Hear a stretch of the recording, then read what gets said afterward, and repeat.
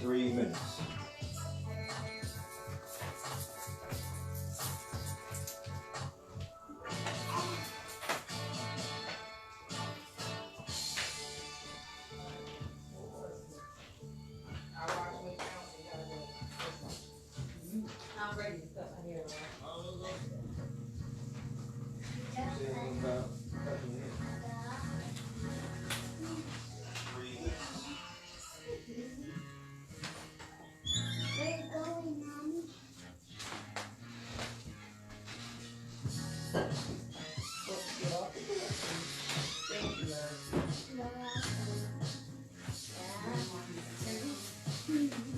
Yeah, because you're going to be... Ooh.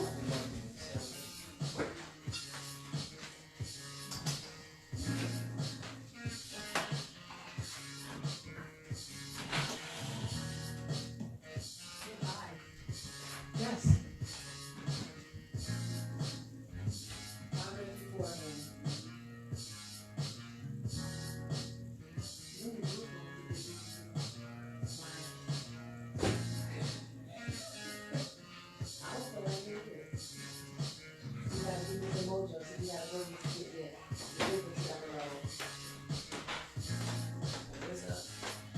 So you're here. You'll be able to see all that. You gotta actually share it on your Facebook or to share it in a group.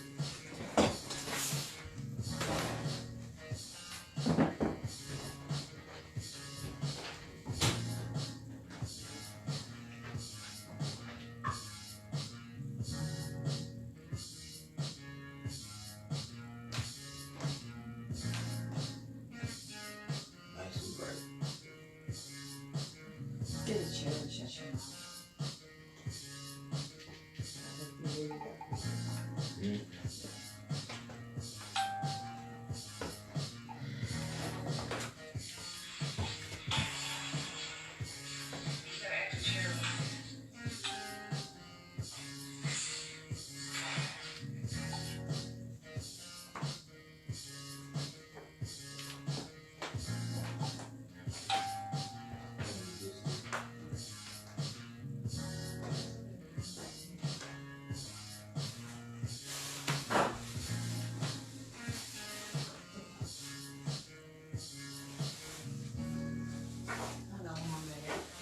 I'm nervous. I haven't done this 1,000 times.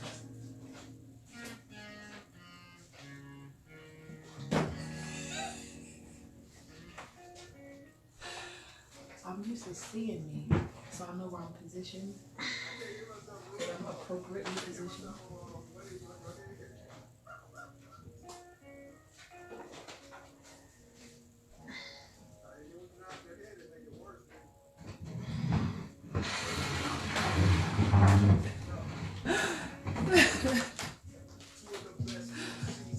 Is it good? You gotta let me know if it's good. I don't even see you. You're supposed to sit down here. Alexa, stop. It's off. What's off?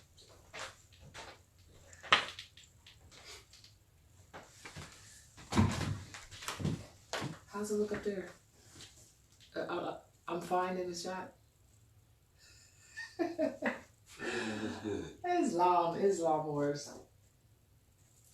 Well, today's class is a little late. Actually, it was supposed to be yesterday, but had things to accomplish, so we couldn't have the second phase or the second part of the Dred Scott case on Saturday. So I apologize. So we moved it to Sunday, so everybody could definitely be partaking to part 2, and we didn't push it for another week, which I don't like to do at all. I was like, so today is going to go over the first 2 points of the Dred Scott case. Those 2 points we'll go over, but before we go over the actual case, there are some things I want to talk about. There's some public announcements that I need to address, or I need to, I guess, declare for the lack of a better word. Now, when you send your nationality documents to the Northeast, I'm going to post something a little bit more up to date into the groups, the public notification group, as well as the Northeast group on the Facebook page, as well as my page, as it relates to where to send nationality documents for processing and how to send them. I know there's a lot of other Moorish organizations out there, sovereign as they have a right to be, doing things a little bit different. And I kind of have to honestly say that what they're on, we're not on. Being new to nationality, let's say, 6, 7, maybe 8 years new to it, there are certain things that we must not be so quick to do without gaining a little bit of knowledge or a lot of knowledge in a particular area as it relates to etymology. If you'll look in the groups, you will see that I posted a book that I'm going to refer to for the time being as it relates to words and their true origin of words, which is what etymology is. So you don't have to ask me a question as to, well, why you're doing one thing versus another thing. You'll have competency in your own right to make the best decisions as it relates to you as an individual, because the realities are you're supposed to know the law, and you're supposed to be knowledgeable in language, and you're supposed to be knowledgeable as how to operate and function and navigate on your own ancestral inherited estate, which is the Moroccan Empire, which is where we are. There's individuals that are doing nationality documents in all lowercase lettering in red font. I can't co-sign that because it goes against a lot of linguistical scholars, I would say.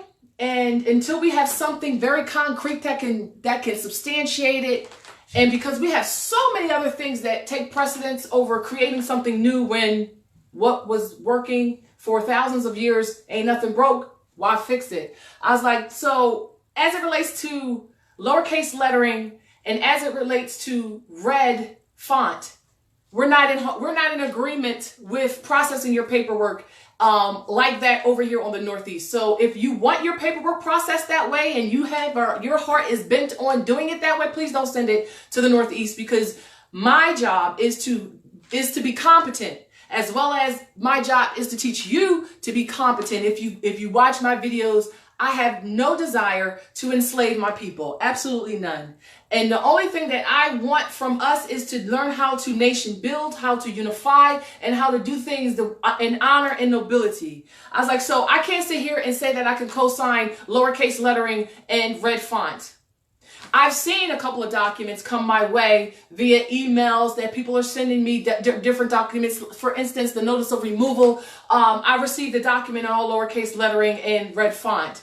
And as I was reading it, my spirit is not in harmony with that method. And there's a couple of reasons why it's not in harmony. How do you start doing something, changing up hundreds of years worth of behavior, worth of tradition, let's say, in favor of something that you can't even substantiate or validate? And don't sit here and try to tell me about the capitis, diminutio, maxima, what's the other three? Diminutio, media, capitis, diminutio, minima. And minima. I ain't gonna say the other one because I get tongue tied when I use too much Latin verbiage. I really do. I was like, there are some misconceptions as to what those three classifications mean as it relates to your status as an individual. One, we know that those words are identified in a Black's law. We go 4th edition or earlier because there was a lot of abridgment and changing of words and their meanings in the later editions. So that's why we always refer to the Black's Law Dictionary 4th edition or earlier, okay? I was like, and if you look up those 3 words, which I'll post, and that I've actually already posted on my social media page as well as on the group page to give you some clarity as it relates to etymology and as it relates to words.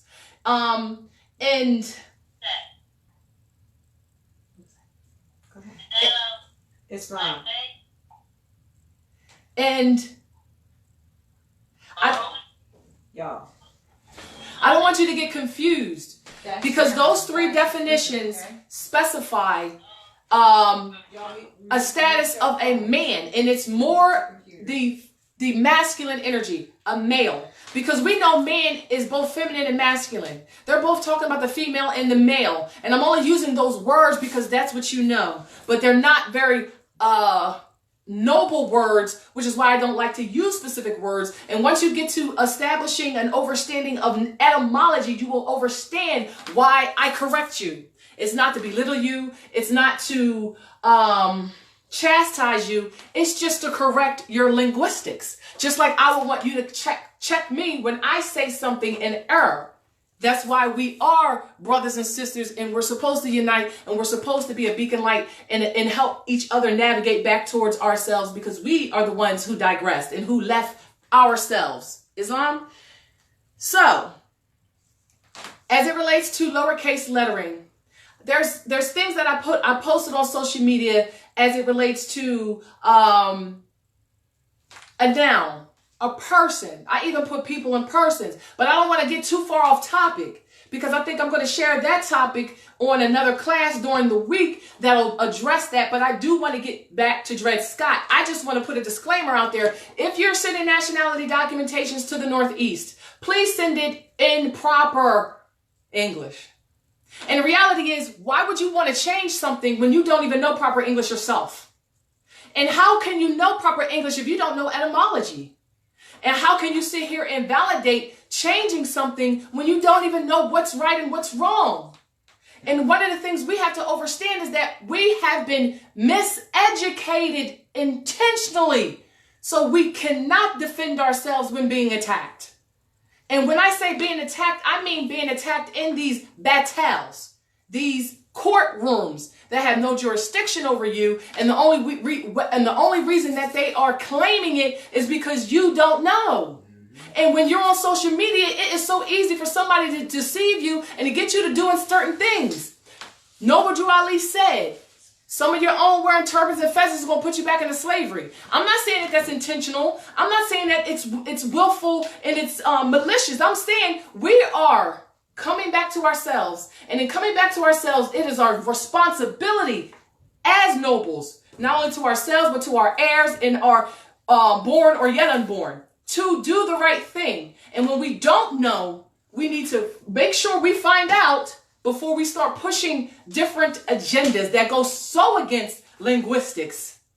Like, I would never sit here and take at face value a person telling me to change something when they don't have a linguistics degree, they don't know etymology, because 90% of us Asiatics were not taught that. We were not taught what the true meaning of words are. We still use girl. I mean, not necessarily girl. We still use queen. I've been posting that all week too. To call me a queen is to call me a whore. Husband. It's to call me a prostitute, a street woman. It's a derogatory term. And the way they hide the true meanings of words is through the vowel sounds. So even though you won't be able to find it in Q-U-E-E-N, it's in Q-U-E-A-N. And then there's other derivatives because vowels are interchangeable. So these are ways they hide the true meaning of words so you won't know, because you won't go that far due diligence in learning etymology and learning how the English language truly works and how it was formulated. And who did it? Who formulated English? It wasn't Albions. They didn't create that language. We did. I mean, that dialect, we did. So we can communicate. And this is history you're supposed to know, but you don't know it. And when you don't know, it's your responsibility. I'm here to teach you as well as to be taught. I'm here to share as well as to receive. I give, I receive. When I'm in error, I'm going to tell you, yo, wait a minute, let me back up. I just found out some new stuff. I'm going to give you that, right? I was like, but if you're not a thing, how do you distinguish between a thing and a human or natural living being or a persons or people? I'm using these particular terms on purpose to stimulate your mind. Okay? I was like, because you're going to understand what our ancestors did as it relates to that Constitution, and it's my responsibility as I learn to teach you. So you can navigate appropriately and you won't get snared into traps by some of your own wearing turbans and fezzes who not necessarily, like I said, are deceiving you on purpose. But you can't be deceived when you know. If I said that right. You can't be deceived if you know. Right? And don't think that any one person is the consulate. We all are the consulate. But at the end of the day, if I'm wrong or if anybody else wrong, it's your responsibility as a local Moor or a Moor to fix it. All right, you got something wrong on this, Yesharin. Let me give you a reference. But don't sit here and just tell me, because I am not one of those people who follow anyone. I do my own due diligence. And my due diligence is telling me, do not write in lowercase lettering and in red. It's telling me to tell you this. And I've been sitting up at night reflecting on it. How can I tell these people what they should already know? Because basic 8 parts of speech you realize. And if you download that etymology textbook that I put in the groups, where I'm going to base a lot of stuff on that, and I'm going to refer back to that, because in conjunction with learning the laws, I have to teach you etymology at the same time. And I'm gonna start to break down words so you'll realize the root, suffix, prefix, right? And in that book of etymology, it talks about I think it's 100 and something root words. And every other word stems from those words. Okay? And then once you know the root, the prefix, and the suffix, you know every word. So it don't matter if they create new words. They can't create a new word, is what I'm ultimately telling you. If it's not in the English language, that is not a word. And if it doesn't date back to Latin all the way back to Arabic, it's not a word. There's a lot of words that are in the English dictionary that don't have any place in Arabic language or even in Latin. They're created words. Okay? And how can you sit here and give somebody a command as a noble, as nobility, as an emperor or an empress or whatever title you want to call, when you can't even talk? And when I say you can't even talk, you can't even spell. When we started writing, why? We never wrote, y'all. We didn't have to write things down to recall them. We're going back far. And I'm not trying to digress too much, but I feel the need to put this out here and put it out now. I wanted to do it last week, but I said, no, Yesharin, chill. Don't do too much. Relax. Don't be impulsive. Chill. Navigate appropriately. I was like, so if you're going to send paperwork in and you're compelled to do so, because I'm not going to go too deep into why. Like I said, how do you differentiate between a thing and an actual living being? How would you differentiate it if you're sending in your documents all lowercase letter and in red? I'm being honest with you, and I'm seriously being honest with you. How is a person or people or nobility or government, if their responsibility, their fiduciary responsibility is do what you say, how the heck can they answer a command when they don't even see who wrote it? There's no nobility on it.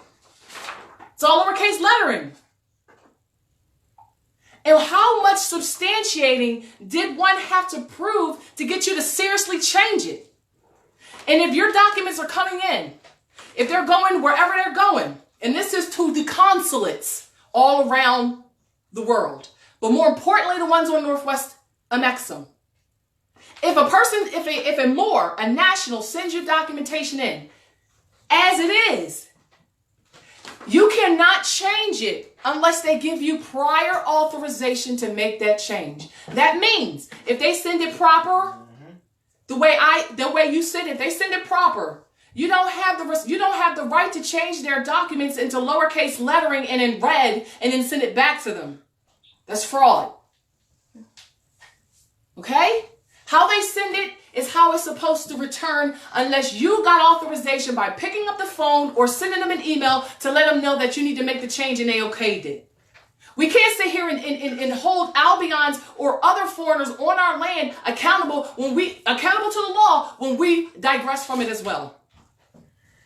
We can't do that. That's right.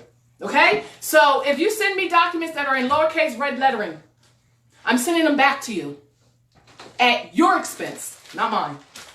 So don't even bother yourself sending them here lowercase lettering and in red. Send them to West or South or whoever is telling you and giving you those directives to put those documents in that format. And I'm going to get away from that because all this other stuff is so much more important to me to get to. But I felt it necessary to say these things. And I'll post on social media, if you want to send your nationality documents to the Northeast, how to send them, where to send them. And the processing, because you're not paying for nationality more, you're paying, the donations you're giving are for the processing of them. Okay? Nationality is your birthright. It cannot be bought, sold, or transferred, cannot be done, any of those things. All you can decide to do is not act upon it. That's the only difference. You can sit here and say, okay, you got these laws, you got this sovereignty, but if you don't activate it, it doesn't exist for you. Islam, I would never sell you into slavery. I would never teach you anything that goes against my spirit.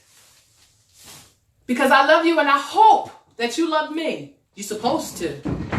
I'm your brother. I'm not your brother, I'm your sister. But technically, I got both energies anyway. I'm your brother and your sister. Technically. But I digress. So let's get back to Dred Scott case. How about that? Islam. On the first class, we just did a little overview introduction about the Dred Scott. I was just doing a Facebook Live to let you know that I am out, as well as to give you proof, evidence. When I talk about evidence, I talk about evidence. We need to know what that is. We need to know what substantiates your claims, however you navigate. Because you're always going to the battle so people can steal from you. Some of your own, as well as foreigners who came here to do commerce. That was their only reason to be on our land, to do commerce. And if you don't believe me, which you shouldn't, you should know by reading the lawful documents that substantiates what I just said. And not you just taking my word as bond, right? So where did everybody go wrong? Because we never wrote stuff down. We didn't allow people to spell us. We didn't write things down. We didn't need to have it written down and go over it over and over and over again. But once you write stuff down, your word is your bond. Meaning, if you digress from what you say you were going to do in your nobility and in law, I ain't talking about those fake contracts that people think they have out there. I'm talking about the real ones that you signed willingly, of your own volition. You weren't under threat to arrest or coercion. You weren't kidnapped. You did it because you wanted to interact into a contract with this other party. And you did it of your own free will. Once you do those things, you create a bond. You create a contract, right? And when you write it down, well, you're held to it. You done created a law on how to deal with you as it relates to that contract. So I give you these things only so you can get clear in your mind when you're doing your cause of action suits or when you're doing your claims for injury. You know what evidence is. Hearsay is not evidence, can never be used lawfully. So if I say something, I better back it up and substantiate it with actual evidence. If I don't have evidence, if I enter into a contract with, let's say, Fatima or Tahir or anyone, and I don't have evidence that that contract exists in paper, then I need to have a witness to that encounter. And if I don't have a witness to that encounter, do you have a contract? Nope. No, you don't. It's not valid. Because, like they say, It is you. the contract makes the law. It is the contract. The Constitution is a contract. The treaties are contracts. Just because we don't know to utilize them and to enforce them doesn't make them any less valid. And just because on the surface individuals may try to act as if they don't have to honor it, that is farthest from the truth. But it is you who has to activate it. It is you who has to be active. Always moving, not dead, passive. Islam? So we're going to go through the first 2 points in the Dred Scott case as it relates to why that case was dismissed. But it was a big case, y'all, and there was a case that superseded this one. because Dred Scott had to sue him for his freedom, right? That case was dismissed. But there was a big Dred.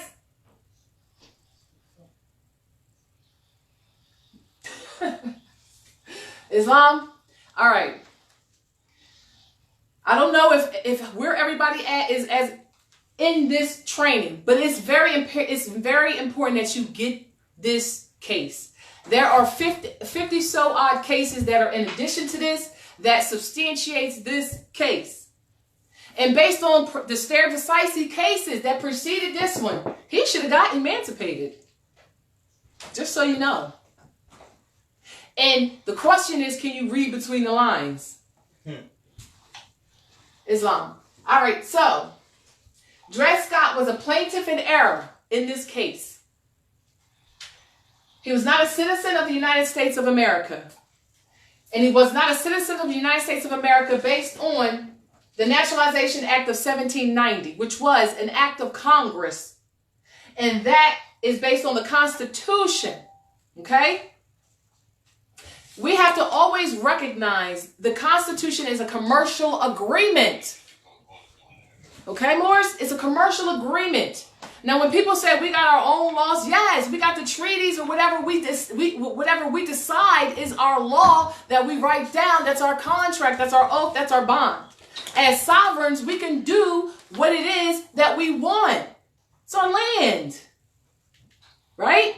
But always understand, we have not been operating in our nobility since what? 1774 actually is quite before that. When you get into the tribal wars that were going on.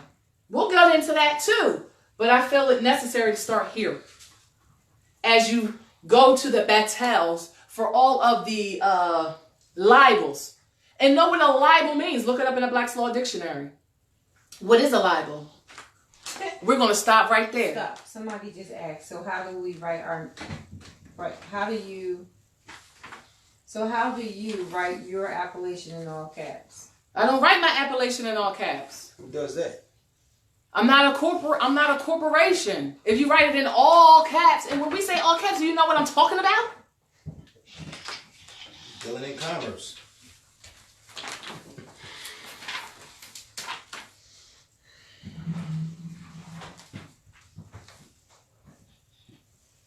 Can y'all see this? Let me know. Can y'all see that? No. All right. I'll do it. You have to go darker. I want to do it in red because that's what I would normally Right there. write in. Yeah, there you go. I just want to make sure you can see it.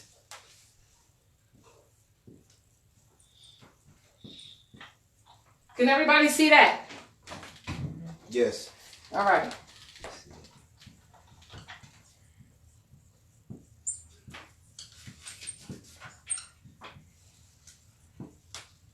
Can everybody see that? Somebody said they don't see it? Islam. All right. I'm only going to write in black ink so you can see it on the board. Hold on. I don't think he's on. Is he on the laptop or desktop? He's on. Well, my Facebook Live can see it. We can see it. So we're going to stick with the red because I don't want to confuse you. Because more y'all so used to people telling you how to do things, you don't get the knowledge that you need. Because if you're going to slay Goliath, all you need was a rock just like David had. You don't need nothing. All you need is you. Huh? Can y'all see that? Right? Okay. Mama. Where's the black one? The black one done escaped me. I didn't. Yeah. Hey, Mama. Oh, you want to be on the camera? She be saying bye. Where? Oh, you late? Oh, bye, baby. Bye. Pack some more. Love you. You can't see it? Can she see the board at all? What app is you on? We're on Zoom? free conference calls. Tell them to jump on Facebook. I just did. I put it in there. Yeah, tell them to jump on Facebook. They don't gotta do it through the free conference call. If y'all get on Facebook, y'all can see it. Everything. I put it up there. All right. Now other people would want you to write all this in lowercase lettering. That's all of these. All lowercase. I'm going to show you that. But tell me what your spirit says. Because let's go based on spirit. Since let's see what your spirit, does your spirit have an issue with it? It should. Oh, this one's better. Yes. Oops, look at me. Instincts. Polar opposite. Something wrong with that. Oh, and then there's the other one. And I'll put that in proper. Where's that black marker? I done mislocated. I'll be tripping. I'm gonna do it in brown. Since you're technically brown anyway. Oh, here's the black one. You got it?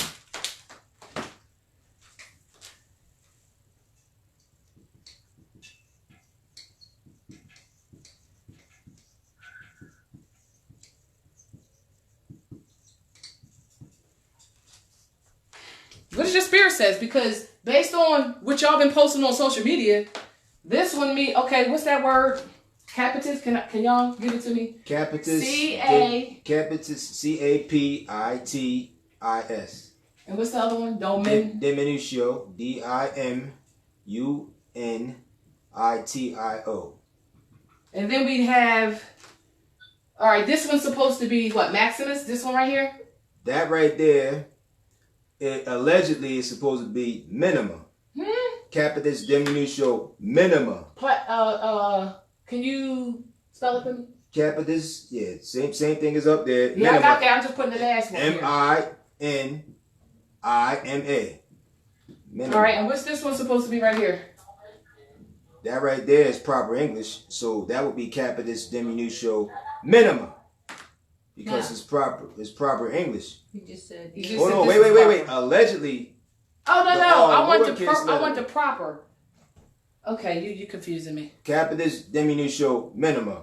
Upper and lower case. That's proper English. Okay, so this is supposed to be minima. Right. If we want to use the logic. And this is supposed to be what? Maxima? No. Come on, give it to me. Or look it in the book.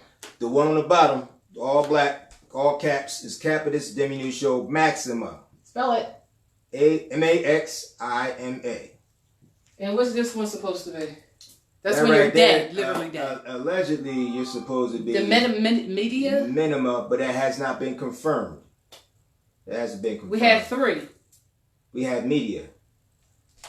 Capitis diminutio media. Is it IA? M-E-D-I-A. No, it's not. There's no such thing as minimum nolo. Nolo means do not consent. And then capitis diminutio means what? With this, we got to get the black slow open.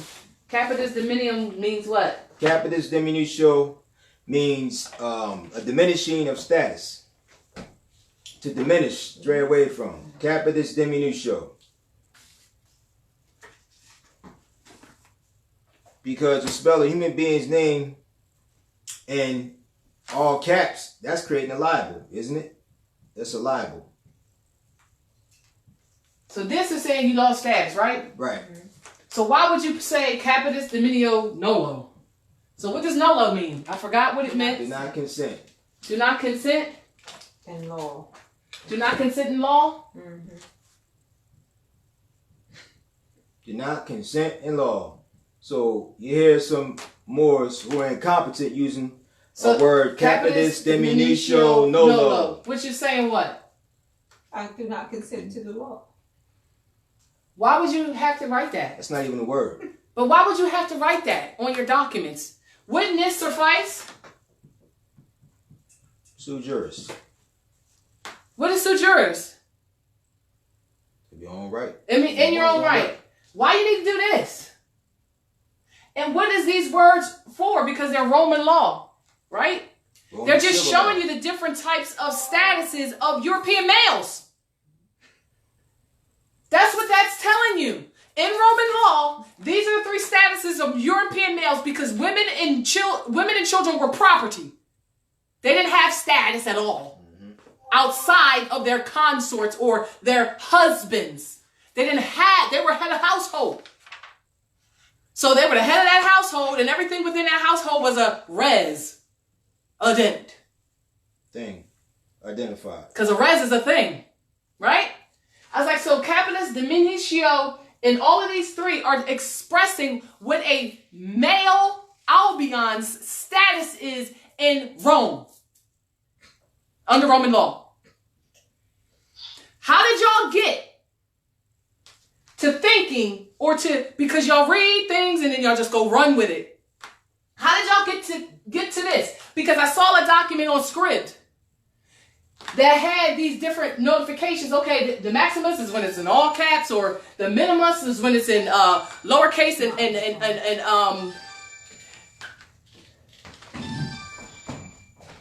so my question is, that document added, it abridged the definitions, because it had in parentheses, if you recall, the capital lowercase theory, right?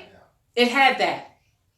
So y'all took that by itself and just started changing all types of documents. When we got documents dating back a long time prior to these words, because capitis means what? We can crack open the etymology and see what capitis means. It's the head, right? Yep. What? It's distorting you. It is? Of course it is. Well, this looks fine right here. Yeah, that's fine. Okay. We got to stop looking for this little trick to get out of slavery and to get out of subject status and just be ourselves. And being ourselves is learning and gaining knowledge as to what is and what isn't. And stop making something mean what it don't. You got sui juris, you got your appellation, you got your Moorish status next to it, right? So what was the issue? Like when you sit here and put a claim in, when you put a cause of action suit in, the first thing you start with is who you are, your status. What denotes your status? Is it the appellation or is it the government that you belong to? Which one? Or are they both taken together? Because when you put your cause of action suits in, you have to start with who you are, right? And then you say, oh, I'm Yeshua Nakasha Elrose Bay. In full life, sui juris, I'm doing this of my own free will. In my own right, ain't nobody holding me against my will.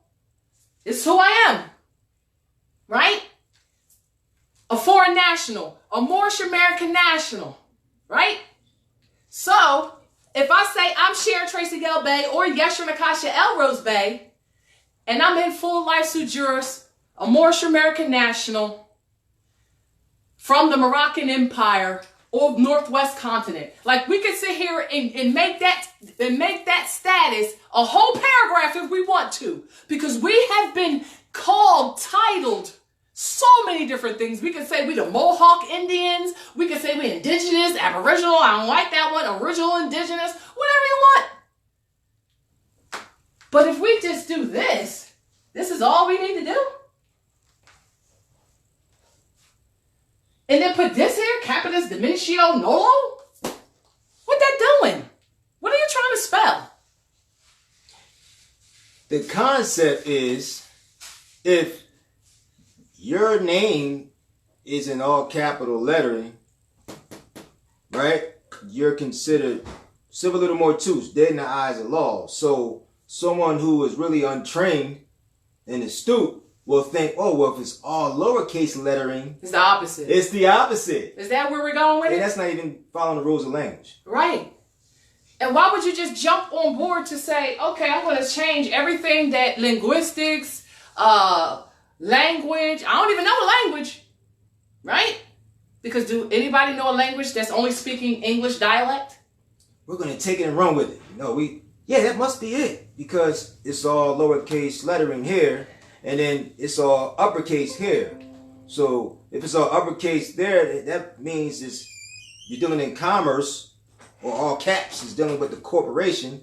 Then the other way must mean it's the opposite, the polar opposite. They had to create so many classifications for humans, people, persons, because of all of you just doing whatever. You know how many corporate nations there are out there? Because there's only two. Technically only one. Out of one comes many, right? And who can establish a clan or family or tribe? Who can do that? Can only be people who can make them. And who can make them? Women, right? Can a so-called society exist without them, even though they're not even a part of they don't got no status over in Rome based on that? Their property. How many property when they create everything? And I'm only saying they create everything because they push the babies out their wombs. And if they didn't push the babies out their wombs, there would be we wouldn't even be having this conversation because none of us would exist. Contrary to popular belief. But I'm not going to go down that point. We're going back to Dred Scott. And if I have to keep beating this down, I will. But I'm going to just let etymology do what it do. Teach you. Gain knowledge as to proper English, because we don't know it. Those of you, I know it. Getting to know it. Doing my due diligence, researching. Learning the 8 parts of speech. Recognizing there's a difference between this and this. Does anybody have to listen to this? Mm-mm. So when you send your lawful documents, they think, oh, what the hell? Incompetency. You know what an idiot means? Posted it on social media. I'm going to read that. And let's look up Idonius also.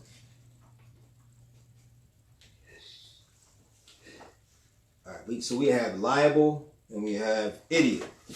Oh, yeah, liable. Because that is to defame as well. Oh, yes. Right? A libel is to defame. A libel is a charge. I want to read the actual definition because I don't want you to think that I'm doing hearsay. I want to give you the source. And different than a slander. So a libel is different than slander. Slander is just verbal. Mm-hmm. Whereas libel is something that's published. And written. And right. Or in news lettering, news conveyance on paper. Right. They're actually defaming your character and who you are in publication. Islam. And that means that what he's saying ultimately is if you identify as a black person and they call you black, even though you're not that, nobody's that. If they write that about you, you can sue them for defamation of character. But you can if that's how you identify. It's also a tort claim. It's also a tort claim, right? It's an injury. We'll go over William Dungy, but we're going to go over Dred Scott first. And why it's so important for you to go to the battels and put your adverse claims in. So when they sit here and say, oh, you're a black person or you're a so-called citizen, well, don't they got to prove that? They have to prove it. And if you say you're not, they have to have something in writing to substantiate that you are. And that would be the contract. Right? So if I say I'm a Moorish American national from Morocco, can they prove otherwise? How can they prove it? That I'm not. Because I put all paperwork to say that that's who I am. Jurisdiction, for the record. Been saying it for about 5 years on social media. I don't think it's been 5. I'm being facetious. I've been saying it. I'm telling you so there's no confusion as to who I am. None. And the Dred Scott case, when we get back to that in a couple of seconds, because I want to read what an idiot means. An idiot in the Black's Law 4th edition. Fatima, I told you I was going to fire her last week, didn't I? Want me to read it? I'll read it. You're supposed to smile when I say these things. I'll read it. You want to read the idiot? I'll read the idiot. It's not. Well, you got to stand up in front of the people and read idiot so I can get over. You can hear my voice. Oh, come on. You can hear me. All right, go ahead. Idiot. Black's Law Revised, 4th edition, page 880. Idiot. A person who has been without understanding from his nativity, and whom the law therefore presumes never likely to attain any. Self, because it said self at the after that, right? Mm-hmm. Yeah, shelf. What says shelf? Oh, it says shelf? Dealing with a case law. Oh, that's a case law. Right, but see, I'm going to read it again. Go ahead. Idiot. A person who has been without understanding from his nativity, and whom the law therefore presumes never likely to attain any. Oh my God, do you know they just call everybody who don't know their nationality an idiot? It's in Black's law. I didn't call you that. It's in Black's law. If you don't know where you come from, you're an idiot. Because that's what nativity means. The navel. So what's up? Who pushed you out? Yeah, How you don't know who pushed you out? And you came and you talk to your mom every day, right? So that's what an idiot means. And what was the other word?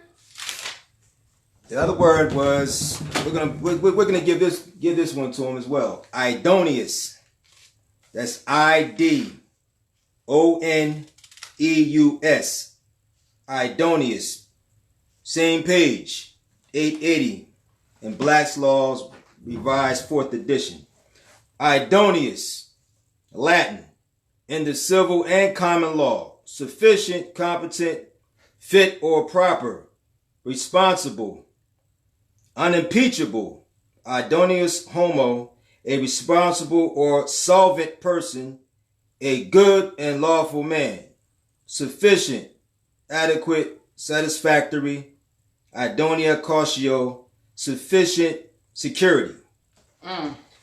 Idoneous. I want you to highlight the fact that it says idoneous. A responsible or solvent person. Not insolvent. Solvent. Person. You know what a person is? We gotta go there too. All right. Oh, you thought that? Is a person a corporation? Could mean something else as well. Is a person a corporation? Huh? Well, who told you that? Where'd you get that? Where'd you validate that a person is a corporation, a trust? Huh? What did he just say? Ens legis. Ens legis? Yes. You got it from an ens legis. What's it? Don't let me keep taking you down a rabbit hole because you'll go far. Go to page 1299 in your Black's Law 4th edition. Everybody go to page 1299 in their Black's Law 4th edition. A person. A man considered according to the rank he holds in society, with all the rights to which the place he holds entitles him, and the duties which it imposes. And guess what the name of the case that they got this from is? Peoples versus R.company comma 134 N.Y 506 comma 31 N.E 873. But didn't they say a person was a man? Yes. And a man is both masculine and feminine energy. Men have tried to hypothecate man. That's both of us. Okay? Mm-hmm. So person is a man. What's people? Since we think we know everything. What? What's a people? What's people? Is it what? It's flesh and blood. Didn't they say flesh and blood was man? They just said flesh and blood was a person and a man. Did they not just say that? People. What page? I don't want to paraphrase. I know what it is. Page 1292. 1292 is people. Go Black's ahead. Laws Revised 4th edition. People. A state as the people of the state of New York. A nation in its collective and political capacity. Right? And that's the bulk of what it's saying.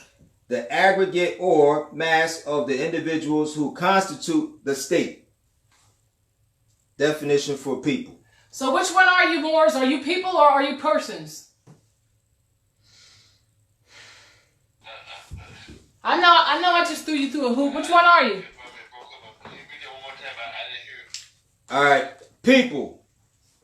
Page 1292. People. A state as the people of the state of New York. A nation in its collective and political capacity. The aggregate or mass of the individuals who constitute the state. And we went over the term state a while ago as well. Two parts of speech for the word state could be a verb or a noun. In this case would be a noun. What does of mean?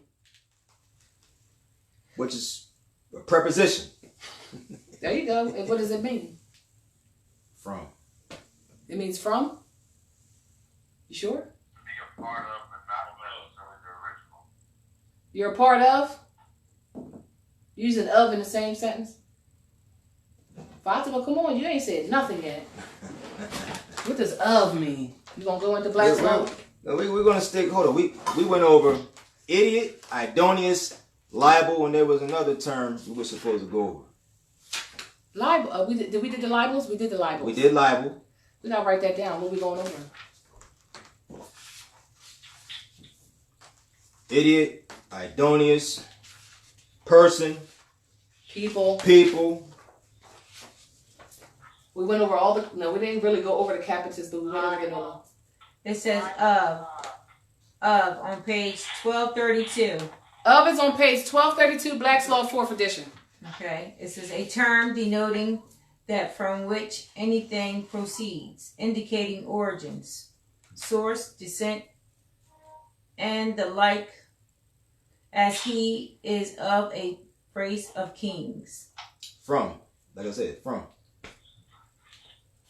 Of. He is of noble blood.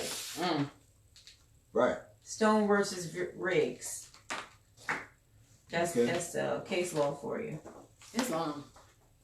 Yeah. Just Like, planting we seeds. the people of the United States. The original United States. Not the corporate fiction. And what's the original United States? Don't nobody know that. It seems like nobody knows what the original United States are. But I'm not going to digress because it was a confederacy. Let's not digress. I don't want to go there. I really want to get back to Dred Scott, but I feel the need to do these things, so then I have to digress. So I apologize, and it will happen quite often because if the Spirit tells me to stop and rotate, I gotta go do what the Spirit tells me to do, because it'll literally blank my mind out, and then I don't know where I'm at. This is very important. Naturalization Act of 1790. Naturalization Act of 1790. I just wanted to go over this because I needed to. Are we done? I know y'all gonna post stuff on social media and be mad at me. Go ahead. Thank you. So clear it up. A person, people. We can't hear you. She said, clear that up. A person and people. No, clear it up yourself. Read the definitions and what's it saying to you. I don't want to tell you what you need to know for yourself. The definition by itself tells you. Well, that's the definition by itself tells me that I am a people of a state of a particular political capacity, a nation. Now, when you said a person, I was speaking to my studies that it's an entity, it's a corporation, as the brother said, all that. But then I heard flesh and blood. Yes, exactly. It threw you through a loop, right? So this is my question. Studying. I appreciate the platform. Now I can get some clarity, I hope. It is this long. I want to read the Black's Law and continue if you don't mind. You want to read the Black's Law as it relates to what? First and fourth edition. All right. Finish reading. You want to finish reading it? Here. Yeah, but it help clarify for the emperors. Go ahead. It said the word in natural and usual indication includes woman as well as me. Commonwealth, we got the case law. And underneath that, it says term may include artificial means as corporation. We got two persons. We got flesh and blood person. We got artificial person. We go down to the bottom, but then after all these case laws, it says here,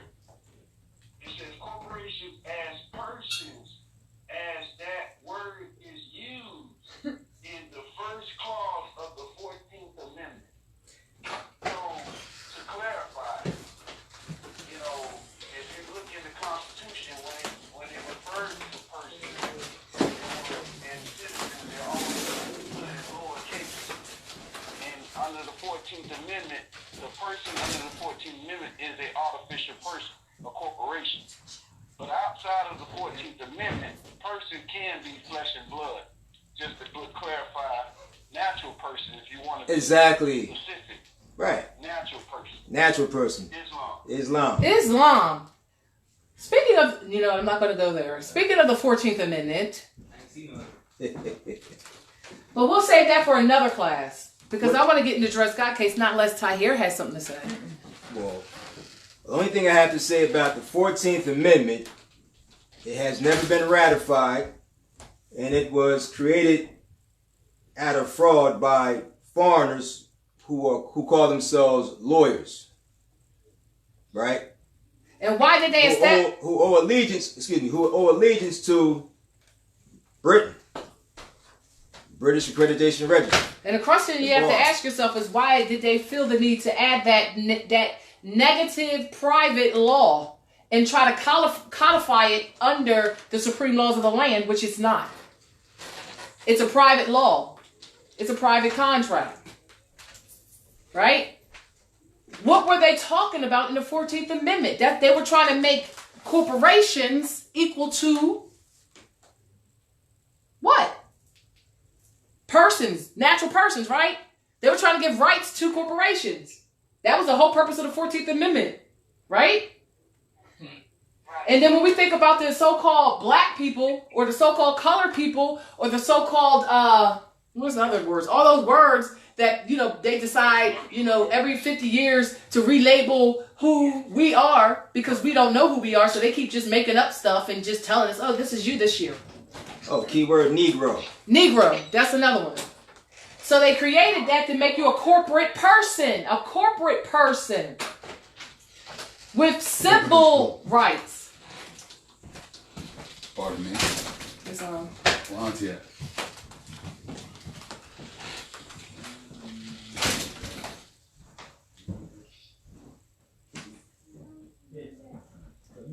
So they switched the word slave and Negro to the word person to hide what they were doing.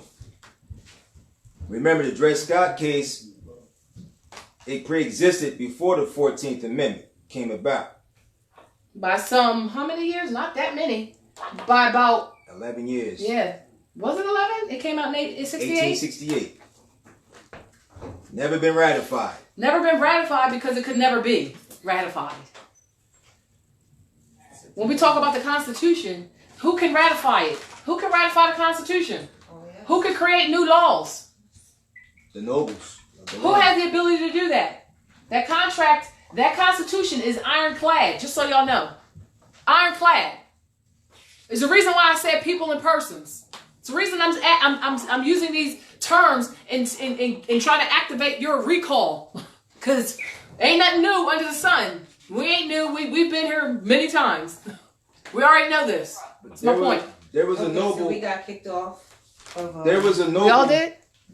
Not this one. Okay, good. But there was a noble on the call who said that the word could also be used for trust in dealing with an entity. That word person can be used for trust because people can own a person. If you have a business or a corporation. So the natural being can own the person. The U.S. person is property, right? But it's also a business. It's also a trust. And I don't want to get off topic, but this is what the noble's referring to. And a trust is also a constitution and a contract. Right. Just like the Constitution is an actual trust. Absolutely. A trust indenture. Islam noble. You got a question? Yes, and was the Empress clear? Because she wanted to get clarity on what person was. After we broke it down, I want to know if she was clear. Yeah, I just wanted to, it looks like we're all clear now on this call because, outside of myself, I was studying within and I didn't have this platform. Now that I have the platform, and it's like, okay, and trust is a person. All of this. But natural person is the flesh and blood. Just to make And it natural clear. person, yes. When I clarify my being, my natural self, I put that natural on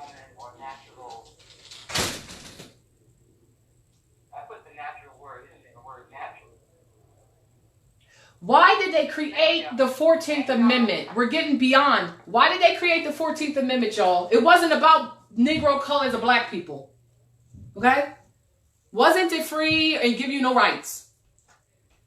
To create corpses to control. Right, to create corpses to control. But here's the reality, as well as to give them a standing and status in law. Right? Can you sue a corporation? No, Why? because it's not real. Right. So does the 14th Amendment really do anything? Anybody? No. The 14th Amendment didn't do nothing. It created a private contract that got a whole bunch of people jumping in to be a corpse. Literally. Because when you sue someone, the Constitution tells you there gotta be an injury. Can a thing that don't even exist but on paper be injured? Yeah. No, they cannot. No, I'm saying yes. Oh, okay. The rights of a corporation Right. does not supersede the So if rights of the somebody people. so if somebody injures me, I can't sit here and say, "Oh, I got injured by the Commonwealth of Pennsylvania." Well, the Commonwealth of Pennsylvania doesn't exist.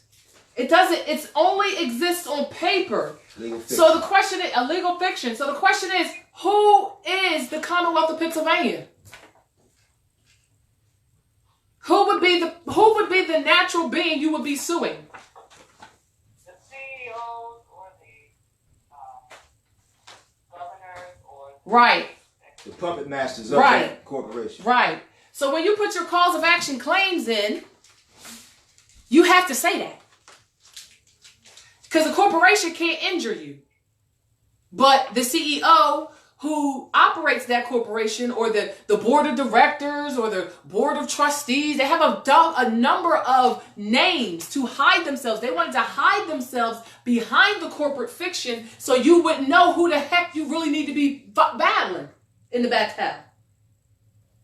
They're all hiding under these fictitious persons that don't damn exist. There's only one type of person, and that's a man.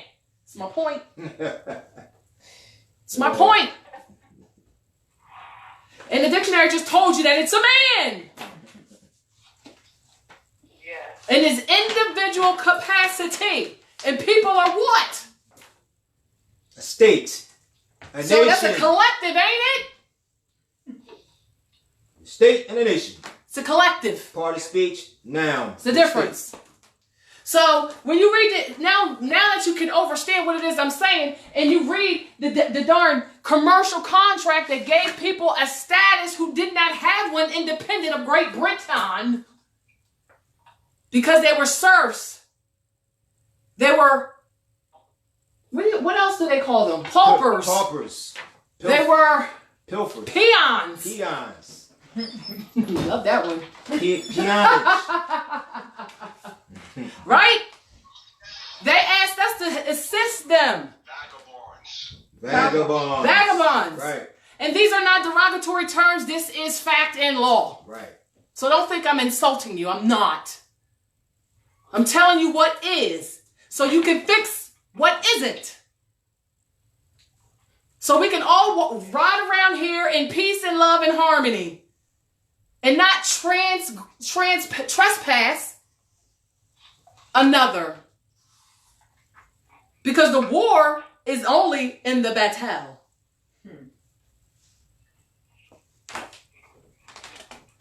I just want to read you the preamble to the Constitution. It is the indentured agreement. Don't make that face. Oh, it looks ugly? Okay. We the people of the United States, in order to form a more perfect union, establish justice, ensure domestic tranquility, provide for the common defense, promote the general welfare, and secure the blessings of liberty to ourselves and our posterity, do ordain. So we're giving authority to establish this Constitution for the United States of America. Ain't that declaration of authority? Ain't that declaration? Isn't that declaration of authority? Who gives you the declaration of authority? And who are we the people? The Moors. But who are we the people? The definition told you what they were. A state, a nation. Right? Did they have that before this came out? No. Absolutely not. This established that. In commerce.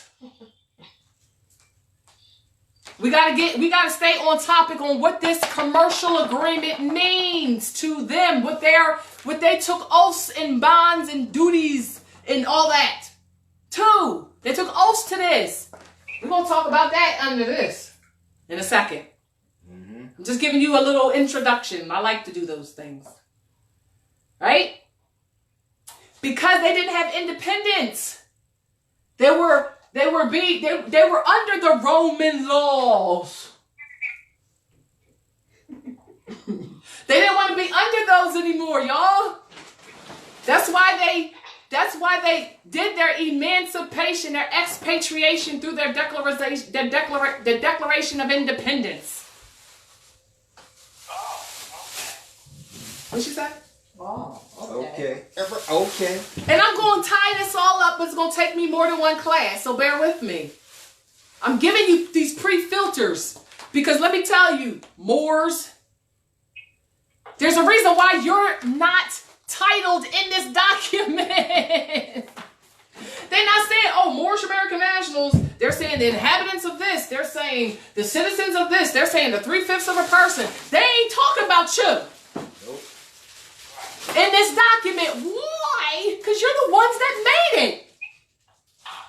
And you made it for them to give them independence from Great Britain as it relates to commerce. Right. Their instructions. Article 6. What does Article 6 say? Woo. Okay, let's go. And we're talking about the Article 6 of the Constitution. The American Constitution. So everybody go to their Constitution because this is what we charge them with, y'all. Violation of. Go ahead. Article 6. All debts contracted and engagements entered into before the adoption of this Constitution shall be as valid against the United States and under this Constitution as under the Confederation. This Constitution and the laws of the United States which shall be made in pursuance thereof, and all treaties made or which shall be made under the authority of the United States. Hold on, let me stop. Yes. It says treaties, not just treaty. Treaties. All right. Shall be the supreme law of the land, and the judges in every state shall be bound thereby. Anything in the Constitution or laws of any state to the contrary, notwithstanding. The senators and representatives before mentioned, and the members of the several state legislatures, and all executive and judicial officers, both of the United States and of the several states, shall be bound by oath or affirmation to support this Constitution. But no religious test shall ever be required as a qualification to any office or public trust under the United States. It's Article 6. It's long. And I'm going to go over the definition of a treaty. Somebody had a question? Okay. A treaty under international law in the Black's Law 4th edition, page 1673. A treaty is a compact made between two or more independent nations. Okay? Independent nations. Right? The Treaty of Peace and Friendship, did that supersede or come after the Constitution for the United States of America? Which one came first, y'all? I want y'all to tell me, because I already know. Which one came first? We got to have the timeline. You have to get used to the timeline. Write it down in a timeline so you will have it together in your mind, because the order of things is very, very relevant. But go ahead. Sister said the treaty came first. What you say, baby? You said the treaty came first? Yeah. What year? 1787. Yes. Huh? Then it came again in 1836. Yes, that's when it was revamped and renewed, I guess, for the lack of a better word, into perpetuity. So they didn't want to have to renew it every 50 years. So it's into perpetuity until we cancel it as the Moors. Right? Yeah. Because we are the authority. We are the nobility. We are the sovereigns. We are the law. We are the law. But you have to know the law to enforce the law. Right. So, a treaty is a compact between two or more independent nations with a view of the public welfare. A compact between two independent nations. So the Albions, before they got that peace treaty and they got that commercial contract, which is the Constitution, before we would give them equal footing in commerce on our land, we told them they had to get their stuff together first. And they had to unite. And they had to come up and agree what they were going to be and how they were going to function as an independent government. Because they wanted independence from who? Great Britain, right? And we helped them with that. The Constitution for the United States of America is based on what constitution? Or confederacy? Iroquois. Iroquois? Iroquois, right? Iroquois. That's codified. It's codified in the record, y'all. They try to sit here and act like they don't know who you are. They know exactly who you are. You gave them a footing and standing in law and commerce in an independent nation from Great Britain. Which is why they don't call themselves Great Britain anymore. But this is only political, y'all. They still have family ties and unity over there because that's where their peoples are. And some of them are taking secret oaths, swearing allegiance. They can't even hide it anymore. Right in your face. So a treaty of peace. What is a treaty of peace? Next page, 1674, Black's Law 4th edition. An agreement or contract made by belligerent powers in which they agree to lay down their arms and by which they stipulate the conditions of peace and regulate the manner in which it is to be restored and supported. Right? So we got what a treaty is. And there's hundreds of treaties out there. And we know treaties is a contract, is a trust, and it makes the law. It is the law because it's a contract between two parties who agreed by oath and affirmation. Before they got any independence, they agreed to do something. In the Constitution, the Declaration of Independence, the Articles of Association, amongst a host of other laws that we will get into, tells you this. Islam? So I don't want y'all to be foggy as to the Constitution. It's what we hold them accountable to. They can only hold us accountable to the Treaty of Peace and Friendship, y'all. Article 20 and 21 says what? Article 20 and 21 says what? It says how claims and grievances are to be handled. And what authority can do that? And it tells you what only we can be charged with as Moors. And that's either if we kill or wound. Kill or wound. In order to wound something, there has to be a damage. There has to be an injury. That's why we talk about corpus delicti. The Constitution guarantees you that. Right? This is why you lean them when they violate you. And they don't do as you instruct them to do. Because they know you are not held to that Constitution because it's a commercial agreement. You're held to the Treaty of Peace and Friendship. Or whatever contract you deem you come up with after the fact. You can come up with some new stuff. More is your sovereign. Why fix what ain't broke? Why limit your sovereignty when you don't have to? Why contract? I'm just saying. So anyway, we got the Dred Scott case. I just wanted to give you some filters because it's all going to play into why Dred Scott case got played, why Dred Scott got played as it relates to this case, and what his ultimate issue was. His ultimate issue was he was trying to get independence from a corporation when he had no status at all. He didn't know who he was.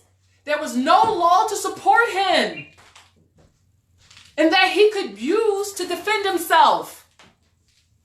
He thought he was a Negro, colored, and black person. He thought he was a slave. And he operated and navigated that way. And based on his declaration, gave them implied consent and jurisdiction. Implied. Because it wasn't real. Because you cannot submit to jurisdiction no matter how much you may want to. You can't. Jurisdiction has to be established. And what are the three what are the three rules of jurisdiction? What are they? 3 types of jurisdiction. There we go. 3 types. There you go. That's what I meant to say. 3 types of jurisdiction. In personam jurisdiction, subject matter jurisdiction, and territorial jurisdiction. And if they don't have jurisdiction over the body, you, none of that other stuff matter. No subject matter, no territory. Well, they ain't got subject matter or territory if they ain't got person. And you gotta know why they can't have the other 2 if they don't got the first one. Dred Scott case gonna tell you why. That's why it's so important. That's why I am taking my time to get to it. Doing you a solid. I want you to be clear. I want you to be able to walk into those tribunals and dispel all the fear that they tried to give you by turning up the air conditioner to like 100 negative. What is it? Negative 100. So you can't even think straight. So you know, so you ain't gotta think. You just gonna spit out what you need to spit out. Because they're gonna try to make you feel all types of ways. They do it with the magic box, with all these so-called slave movies. They want you here. Because if they got you here, they got you everywhere else. You don't gotta do nothing else. If they got you here in your mind, they own you. Mind control. But once you free yourself up here, you ain't got no enemy that can come against you. For real, like. I mean, really. I got the wrong thing. So the Dred Scott case, we're going to start with the cause of action. We're going to start with, even though we know the case was dismissed for lack of jurisdiction. And they were doing this, why? Why did they say, oh, look, y'all tripping? At the end of the day, they were sitting here saying, oh, y'all tripping with this nonsense because before Dred Scott before this case came about, Negroes who are identifying that way as a Negro were getting emancipated based on state statutes. Because some states were for slavery and you had other states that wasn't. Right? So they had to change. And that's why he didn't get emancipated based on the laws of the so-called state, which we're going to go over, but I don't want to belabor the point. I just want to give you reasons why he did not get his independence, why he did not get emancipated. Because he didn't have a law that supported his emancipation. All he had was state statutes that were implied and presumed jurisdictional, but didn't have it actually. And the Constitution for the United States of America tells you why. It also tells you why a so-called Moor can't be a part of that union. You really can't. Not a British subject. You're not a British subject. And you already have a freaking government. Why are you saying trying to be a part of something else when you have something? You just forgot what it was. Time to repair. Because you forgot who you was. Reconstruct. So the Dred Scott versus John F.A. Sandford, 60 U.S. 393 of 1857 was dismissed because of a motion to dismiss the cause of action for a want of jurisdiction. So this is ultimately what happened. But they have hundreds of pages on argument in law. as to supporting why that decision was made. And lawfully, they didn't even have to do all that. But they did. And you have to ask yourself, why did they do all of that? Why did they give you 500 pages of case law as well as an argument for the record lawfully? They were trying to talk to you Moors, as well as push an agenda.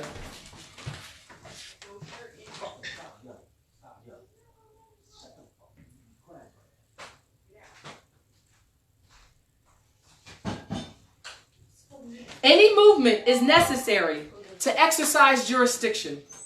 Jurisdiction is the power to hear and to determine the subject matter and controversy between the parties to a suit, to adjudicate or exercise any jurisdictional power over them, whether on the case before the court, their action is judicial or extrajudicial, with or without the authority of law, or render a judgment or decree upon the rights of the litigant parties, coram non judice, which means its action is a nullity. And the Constitution also talks about nullities. What is nullified? What is, if anything is done that's against the Constitution for the United States of America, if the states want to create statutes that go against the supreme law of the land, what is it? It's a nullity. It's coram non judice. Coram non judice. Its action is a nullity. I'll write that down. If I can. The longer you let this stuff sit here, the harder it gets to erase.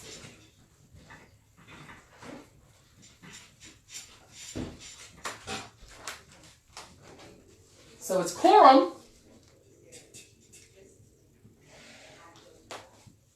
judice. Where's it? I got it right here. Oh, coram non, judice, which is its action a nullity. And do you know what nullify means? Does anybody know what nullify means? I'm going to look it up. What'd you say, baby? Yep. That's what it is. To do away with. To void. To void. Meaning you don't have to listen to something that is not a part of law. Something that is a part of negative law, you don't have to listen to. Holds no merit. Has no merit in law. Null. Null and void. Not. For naught. Of no validity or effect. Usually coupled with the word void. Null and void. As null and void. The words null and void, when used in a contract or statute, are often construed as meaning voidable. Is on? So to nullify something means it doesn't have any authority. You don't have to listen to it. Right? And the Constitution says what? As it relates to laws of the so-called state. Where's that? Here it is. Tahir read it earlier. Article 6, Clause 2. This Constitution, this commercial contract, and the laws of the United States which shall be made in pursuance thereof, and all treaties made, or which shall be made, under the authority of the United States, shall be the supreme laws of the land. All right? So they're telling you this Constitution and all treaties made between other nations and the United States is the supreme laws of the land. It makes the law. And the judges in every state of the Union shall be bound thereby. So they took ultimate affirmation for it, y'all. And anything in the constitutional laws of any of the states to the contrary is notwithstanding, null and void. It only says notwithstanding. And that means not withstanding. Because sometimes we just say words and we don't really know what they're saying. Notwithstanding, null and void. Because I can read the definition of notwithstanding, but I don't want to. I think it's self-evident what it says or what it means.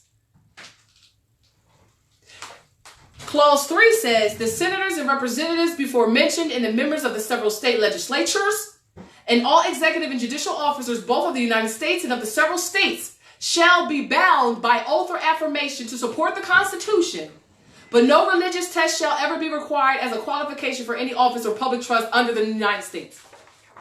So they're telling you, you can't go against this. This is the law. And to go against it means what? When they go against the law, what are they? The outlaws, right? Huh? Islam, it's treason. It is absolutely treason. And it's also a trespass. You want to know what a trespass is? To trespass. I'm looking for the definition of treason, y'all. Give me a second. Treason. The offense of attempting by overt acts to overthrow the government of the state to which the offenders owes allegiance. Or of betraying the state into the hands of a foreign power. I'm going to read that one more time. The offense of treason is an offense of attempting by overt actions, meaning willfully, purposely overthrowing the government of the state to which the offender owes its allegiance. They owe their allegiance to us, y'all. They owe their allegiance to us. And they're trying to overthrow our government for their commercial gain in commerce. That's treason. They know this.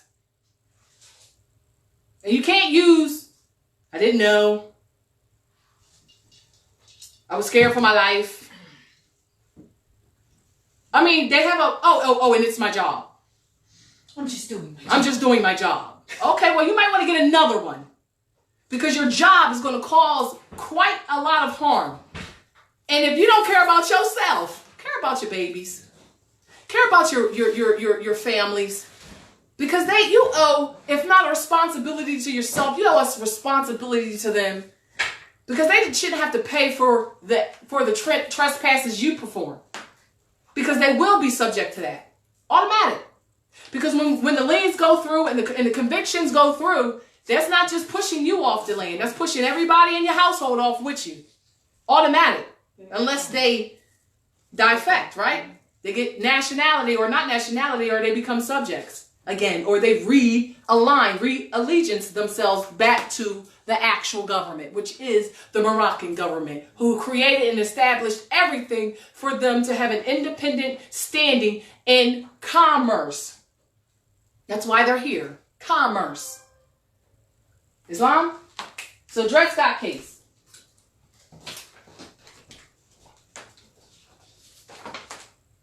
The cause of action, claim. Y'all gonna make me read it? I gotta read it. Fatima. Yasmin, everybody. What? No. The cause of action. Now this is the statements agreed between the two parties of the suit. So Dred Scott agreed as well as John Sandford agreed to the cause of action, the declaration. They agreed to this. And the declaration is pretty much the statement. I'm declaring this in my suit to be truth and to be fact. This declaration, this cause of action establishes jurisdiction, subject matter, what laws are going to be utilized, but it has to stand up to the actual law. Be tripping, you know what I'm saying? It's your phone. It got a bug in it. So here's the cause of action. This is the example of a declaration. So when you have been injured, this is what you do. So make sure you don't submit to jurisdictions erroneously by putting certain word terminology, phraseology, because you don't know the true meaning of words through etymology. And if you put your cause of action suit and it's all in lowercase lettering and it's red, I don't know. I'm just saying. Cause of action, statements agreed between the parties of the suit. In the year 1834, the plaintiff was a Negro slave belonging to Dr. Emerson. He just told you what his status was. I ain't even had to get past the first sentence. Status. Trading places. He said exactly who he was, or who he thought he was, because he did not know who he was. In the year 1834, the plaintiff was a Negro slave belonging to Dr. Emerson, who was a surgeon in the Army of the United States. In that year, in 1834, said Dr. Emerson took the plaintiff from the state of Missouri to the military post at Rock Island in the state of Illinois, and held him there as a slave until the month of April or May 1836. At that time, last mentioned, said Dr. Emerson removed the plaintiff from the said military post at Rock Island to the military post at Fort Snelling, situated on the west bank of the Mississippi River in the territory known as Upper Louisiana, acquired by the United States of France and situated north of the latitude of 36 degrees 30 minutes north and north of the state of Missouri. Said Dr. Emerson held the plaintiff in slavery at the said Fort Snelling from the said last mentioned date until 1838. In the year 1835, Harriet, who was named in the second count of the plaintiff's declaration, was the Negro slave of Major, and his name is here, I don't know how to pronounce it. It's a Talaferio, who belonged to the Army of the United States. In that year, 1835, this major took said Harriet to said Fort Snelling, a military post situated as hereinbefore mentioned, and kept her there as a slave until the year 1836, and then sold and delivered her as a slave at said Fort Snelling unto the said Dr. Emerson hereinbefore named. Said the Dr. Emerson held said Harriet in slavery at said Fort Snelling until the year 1838. In the year 1836, the plaintiff in the said Harriet at said Fort Snelling, with the consent of Dr. Emerson, who then claimed to be the master and owner, intermarried and took each other for husband and wife. Elza and Lizzie, named in the third count of the plaintiff's declaration, are the first of that marriage. Elza is about 14 years old and was born on board the steamboat Gipsy, north of the north line of the state of Missouri and upon the river Mississippi. Lizzie is about 7 years old and was born in the state of Missouri at the military post called Jefferson Barracks. In the year 1838, said Dr. Emerson removed the plaintiff and said Harriet and their said daughters from Snelling, Fort Snelling, to the state of Missouri, where they have ever since resided. Before the commencement of this suit, the said Dr. Emerson sold and conveyed the plaintiff, said Harriet, Elza, and Liza, to the defendant as slaves. The defendant is John F.A. Sandford. So Harriet and Dred Scott and their two children were sold in the middle of this. And the defendant has ever since been held to them and each other as slaves.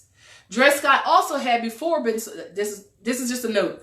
Dred Scott also had been before sold to the defendant in this case filed a cause of action suit to emancipate himself from Dr. Emerson. So before this case, he filed another claim prior to this claim to get his emancipation from Dr. Emerson, who while that suit was going on, sold him to John F.A. Sandford.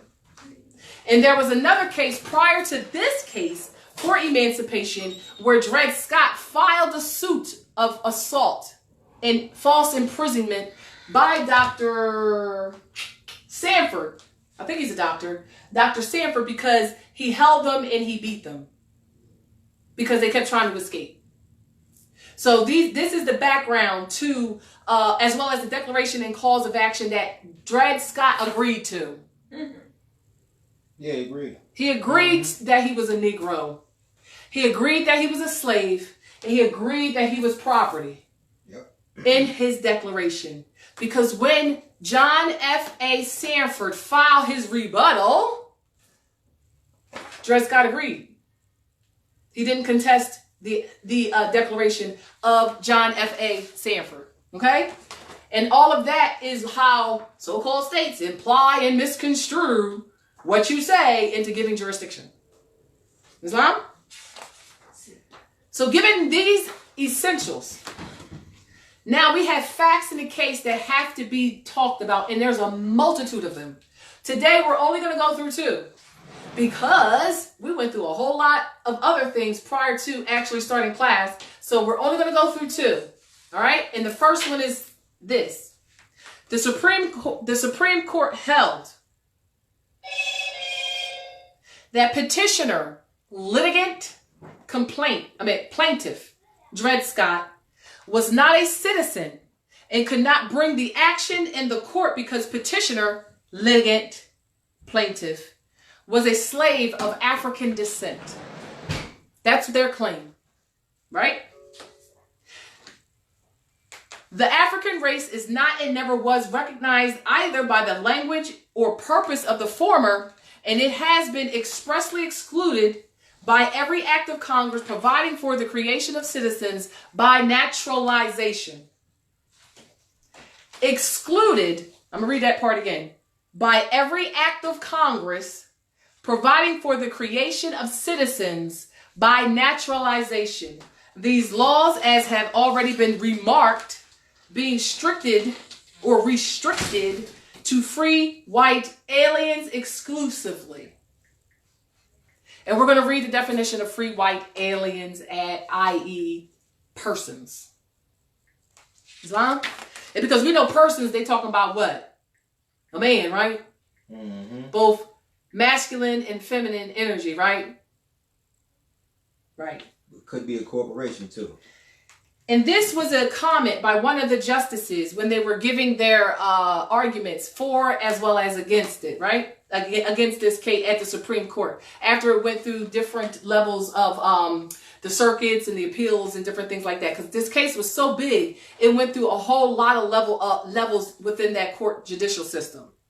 Because originally, Dred Scott he did get a favorable reply, as you'll read in the case. So they said, I quote, the Negro or the African Negro. The race never has been acknowledged or as belonging to the family of nations. That as among them there never has been known or recognized by the inhabitants of other countries anything partaking of the character of nationality or civil or political polity. That this race has been by all the nations of Europe regarded as subjects of capture or purpose.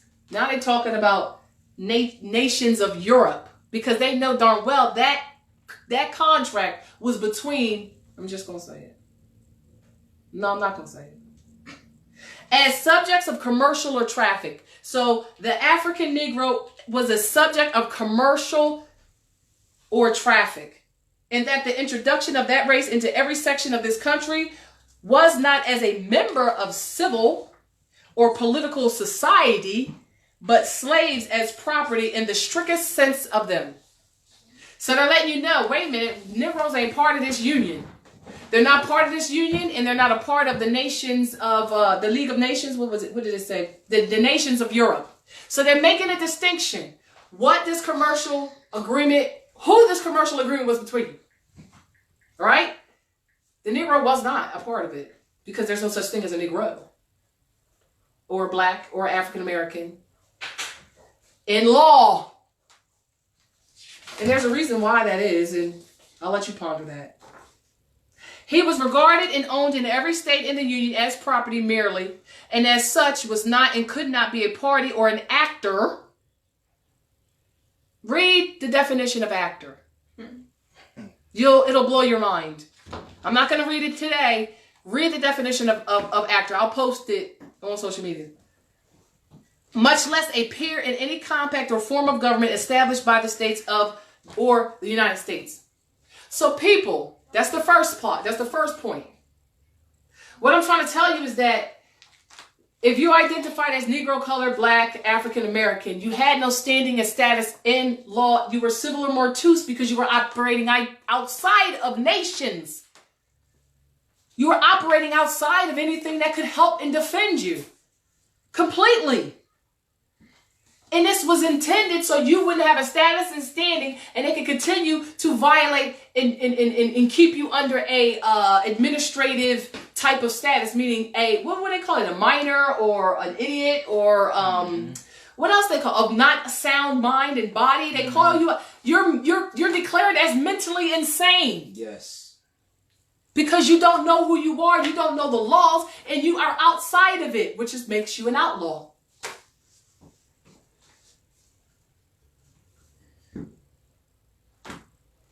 So for color, it's color of law, right? So they came up with color of law for colored people. It's not real. Message. Yeah, so. Color of law. Read that in the Black's Law. We'll do that at a later date as we get into some stuff, right? So color, what you say, babe? I read this Black's Law Dictionary reference was talking about actor. Oh, you read it. That's utter ridiculous. Isn't it? Post it on social media. Because, oh my God, he gonna make me go back to actor. I ain't want to do it. Tahir, you gotta look up actor. Huh? Keep going. Keep going, Fatima? Keep going. All right. We'll post it on We'll social post it media on and we'll social talk to media. y'all about actor on social media. And we're only gonna go through point number 2. Because point number 1 and 2 are kind of one and the same. So I'm gonna read them together and then we're gonna go over what they say. The so-called states of the Union cannot, could not, based on the commercial agreement, the Constitution, create citizens of the United States by any direct or indirect proceedings. Fact. Number 2, the Constitution has conferred on Congress the right to establish a uniform rule of naturalization, and this right is exclusive. No state, since the adoption, can naturalize an alien, we're going to go through that, invest him with rights and privileges secured to a citizen of a state under the federal government, and it's codified in the Constitution so you can know where it comes from in Article 1, Section 8, Clause 4. Article 1, Section 8, Clause 4 says what?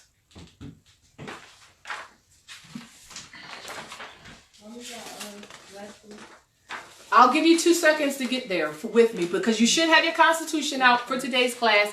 You really should have that etymology book printed out. If you don't have it, you should have it ready because we're going to start referring to that. You should also have your Dred Scott case out and you should have your Black's Law Dictionary. Those are automatic prerequisites for this class. Article 1, Section 8, Clause 4 of the American Constitution. To establish an uniform rule of naturalization and uniform laws on the subject of bankruptcies throughout the United States. Islam. And if you want clarity, Article 1 talks about what? All legislative powers herein granted shall be vested in Congress. So Congress is the only one who can establish a uniform rule of naturalization. That's what they're trying to tell you. Right? And an alien, what's the definition of an alien? Because you need to know what that is.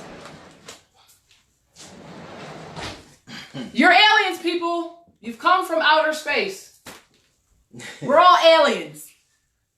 Non-resident. We ain't got no red, we ain't got no green heads, and we're not bald with bulgy eyes. And anyway, I'm exhausted. Well, Fatima has bulgy eyes. What is the definition of alien? We will go over alien. What is the definition?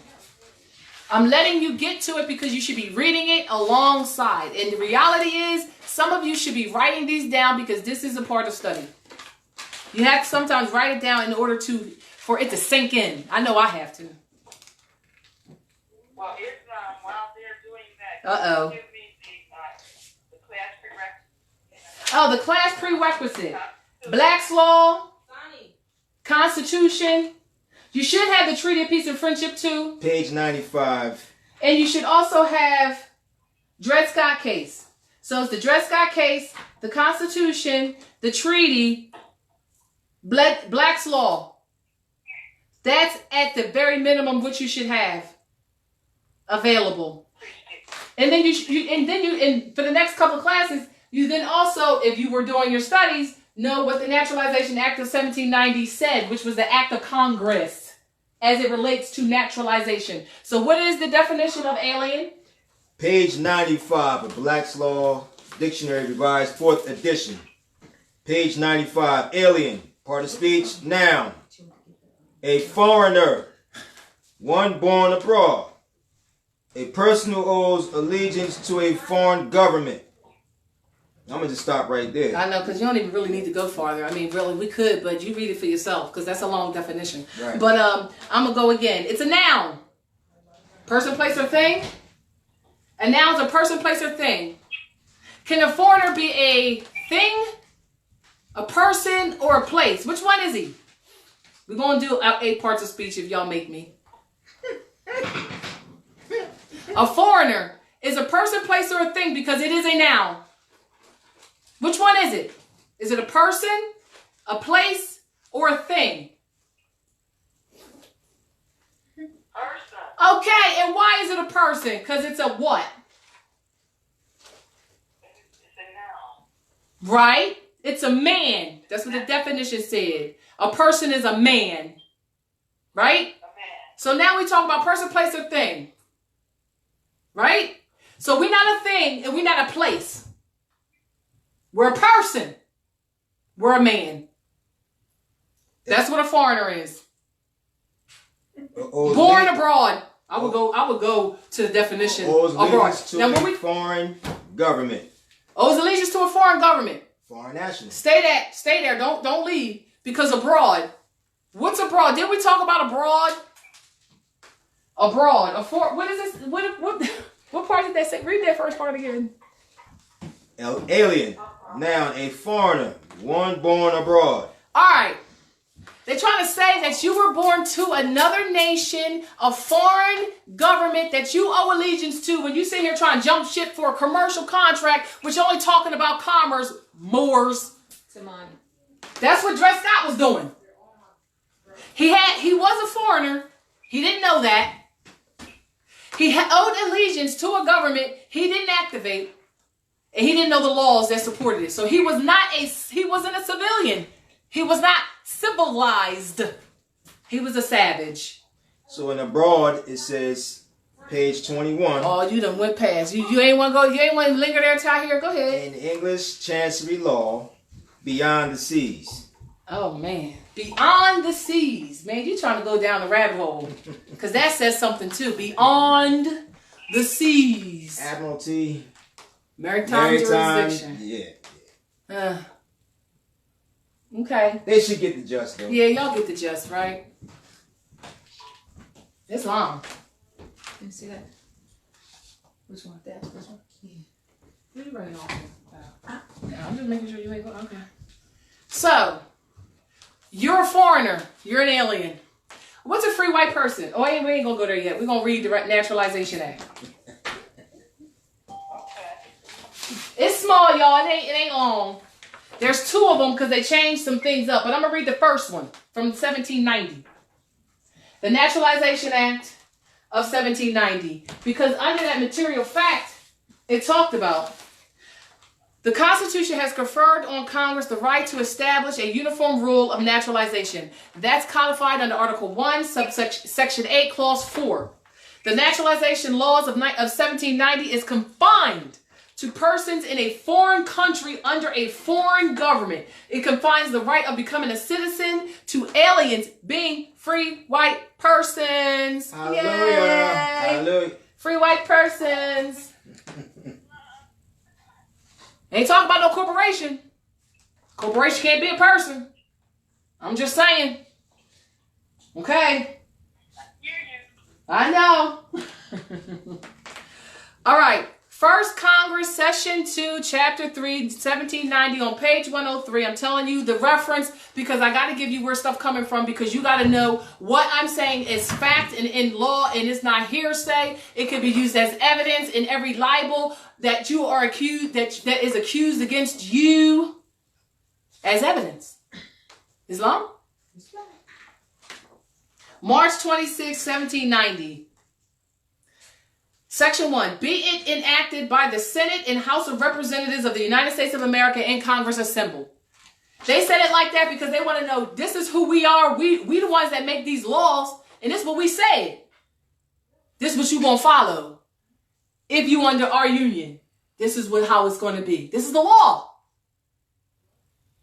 Any alien being a free white person we're going to read the definition in a minute, who shall have resided within the limits and under the jurisdiction of the United States for the term of 2 years, may be admitted to become a citizen thereof on application to any common law court of record in any one of the states wherein he shall have resided for the term of 1 year at least, in making proof to the satisfaction of such court that he is a person of good character, in taking the oath in affirmation prescribed by law to support the Constitution of the United States, which oaths or affirmations such court shall administer, and the clerk of such court shall record such application in the proceedings thereof.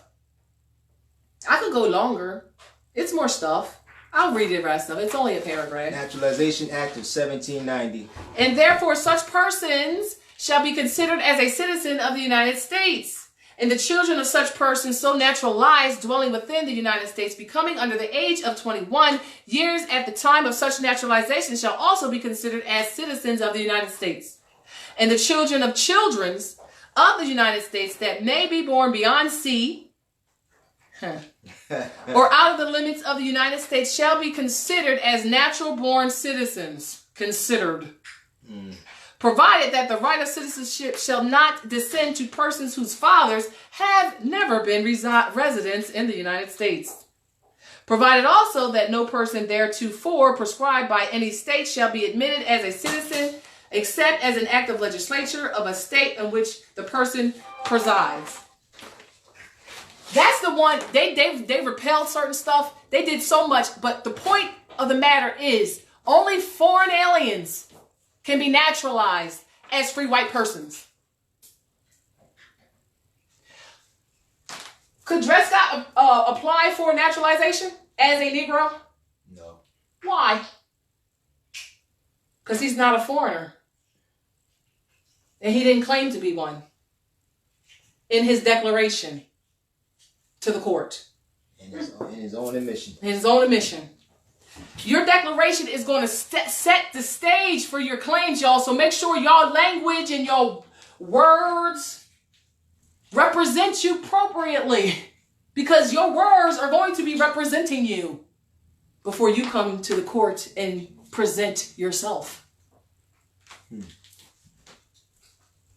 I don't want to read the next one because I'm going to post these online so for you to read it, because I just want I want you to understand what a free white persons are.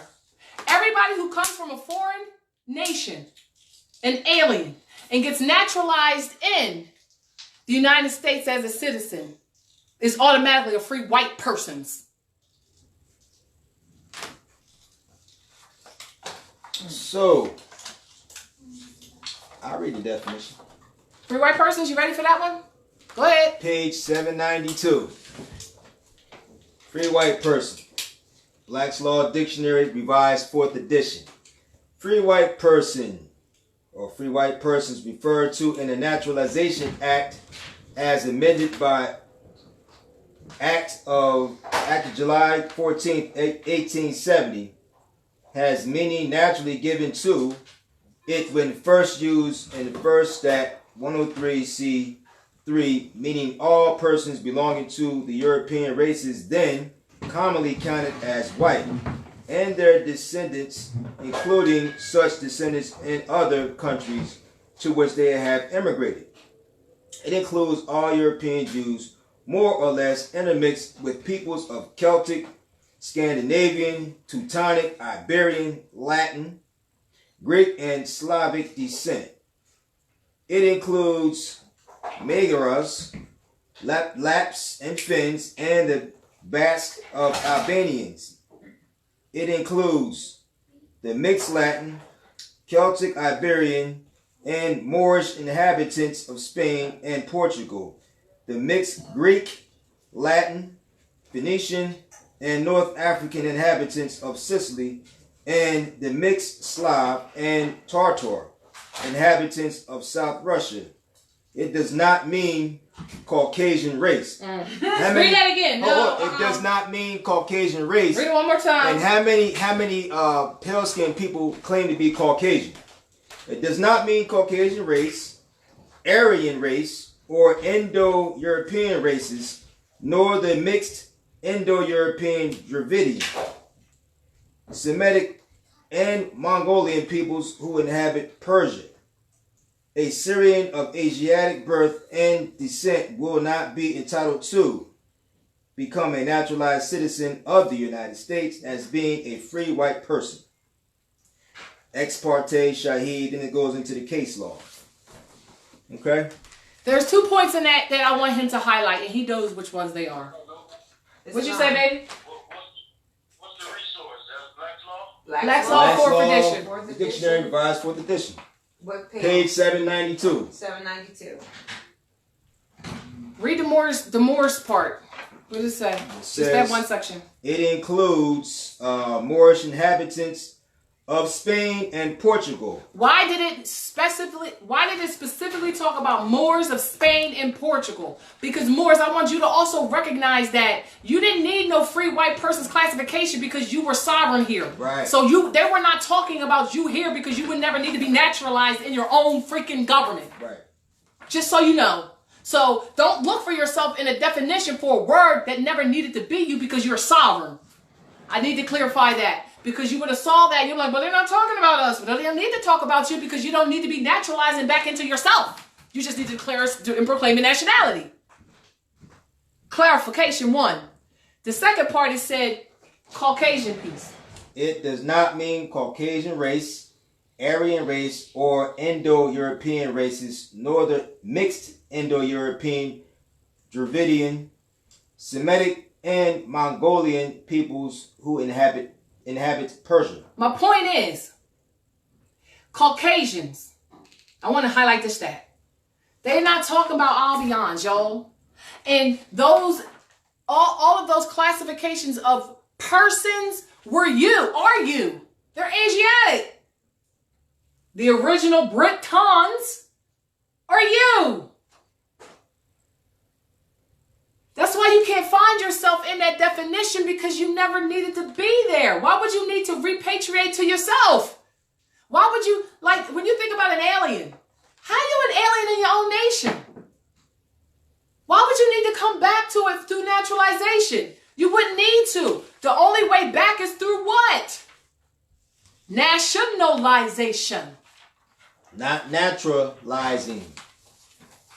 You're not coming from someplace else. You're just stop being something else, and you're being yourself, right? But the point I'm making with the naturalization law was anybody who wanted to join the United States of America as a citizen had to go through that process, and there's a form online for you to do it, and you got to pay a certain amount of fiat to get it done, and you can only be a foreigner or an alien, right? But what do they want you to do in conjunction when you do want to become a United States citizen, for you Moors that want to do that? What do you have to do in order to become a United States citizen? When you have sovereignty and you have all this power and this law on your side, these rights, this supremacy, but you want to give all that up for a privilege to become a United States citizen, but what do you actually have to give up in order to be that? Your sovereignty. You give up your sovereignty. Your allegiance to your state. Your allegiance. You have to claim allegiance to, you have to kind of literally leave all that alone. You even get a certificate after that, too, after you take the allegiance. They even give you a certificate. Right? So you got to do all this as a foreigner because they want, like, all right, if you want to leave your nation and come over here and be a part of my nation, you got to denounce where you come from. All of that. Who's willing to do that? A lot of people did it, though. Just going to say. A lot of people. But the point I'm trying to make as it relates to the Dred Scott case, this was why he couldn't be, this is why he was a plaintiff in error.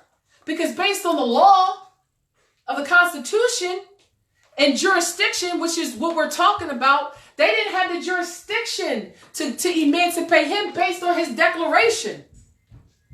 Because he said that he was a Negro.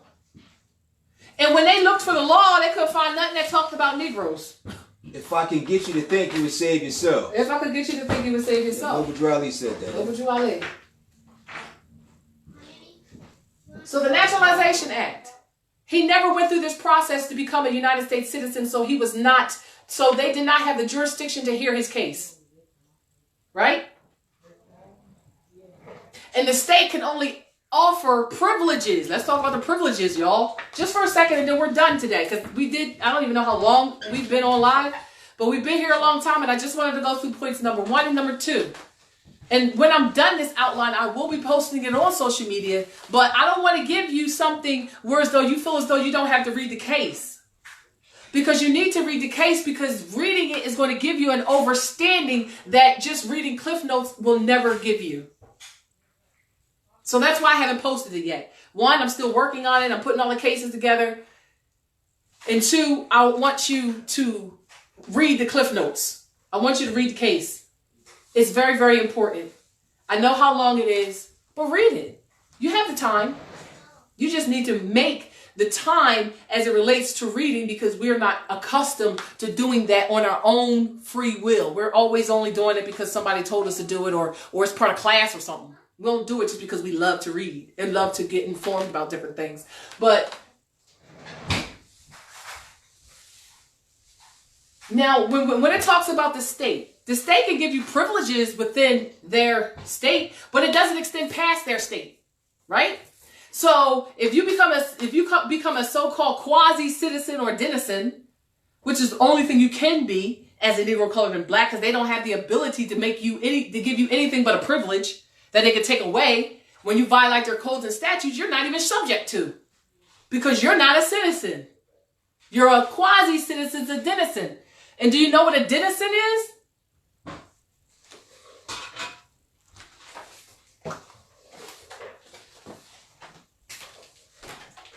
A denizen. Oh goodness, it's not going to come in. That's a British term. What a denizen is, or a quasi-citizen. And quasi means you ain't no citizen. That's right. They're just making you think Negro, colored, black, African American people that you have status, but you don't. They give you the illusions, which is what the color of law and color of authority is. They had to create a whole system for you to give you the illusion that you belong and that you have rights. But you are not subject to that Constitution. You're not a party. You're not a party. So when you sit here talking about my Constitution rights, you ain't got none. You ain't got none. You can't activate it because you are outside of law. You're an outlaw. Look up, denizen. A citizen, I'm going to read the definition of a citizen, is a member of a free city or juror society posing all the rights and privileges which can be enjoyed by any person under its constitution and government, and subject to the corresponding duties. Citizens are members of communities inspired to common goal who, in associated relations, submit themselves to rules and conducts for the promotion of general welfare and conservation of individuals as well as collective rights. So it is a member of a city or a free city or juror society posing all the rights and privileges which can be enjoyed by any person under its constitution. So that's a person that has the rights. Now, which definition you got? Page 522, Black's Law Dictionary, revised 4th edition. Denizen. Denizen in English law, a person who, being an alien born, has obtained ex donation regis, letters patent to make him an English subject, a high and incommunicable branch of the royal prerogative. A denizen is a kind of middle state between an alien and a natural born subject, and partakes of the status of both of these. That's what a denizen is.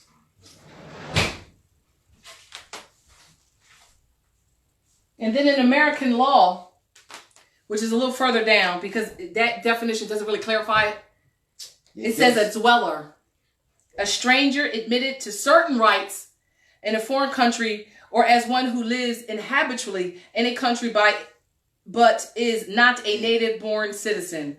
One holding a middle state between an alien and a natural-born subject. So it's kind of telling you that this is an individual, a quasi-citizen and denizen. Just when you think about denizen, think of a quasi-citizen. You get privileges. You don't necessarily have rights because the rights come with the Constitution and comes with actual natural-born citizenship. It also says, too, in American law, one who has some relation to the enemy nation, which is not lost by the alien's presence within the United States. All right? Islam. So that sounds like domestic terrorism. So think about Dred Scott and think about everybody who's outside of status, lacking a status, being well, we're not going to use those again. They just don't have no status. They lost their status by being a Negro, by identifying as a Negro, colored, black, African American. They lost status. Dred Scott lost status by not knowing who he was and not knowing the laws. So not knowing the laws means you can't be civil, and the opposite of civil means you're savage. And I'm just talking what the law says about a savage versus a citizen, a civilian or a civil. Civil meaning you know the law. To be a civilian meaning you know the law. To be a savage means you don't know no law. You're outlaw. Idiot. An idiot. Right? So Dred Scott had privileges under the state as a quasi-citizen or a denizen. But those privileges can be revoked at any time. Just like how they created a lot of the so-called black codes that they were subject to, which is color of law. Can't sit here and say, oh, I got constitutional rights. No, you don't. You're not a party. And that's all they had to say. You ain't a part of the Constitution. You ain't a party as it relates to a so-called citizen, which is the body of the Constitution. And you're not even orphaned in through the treaties.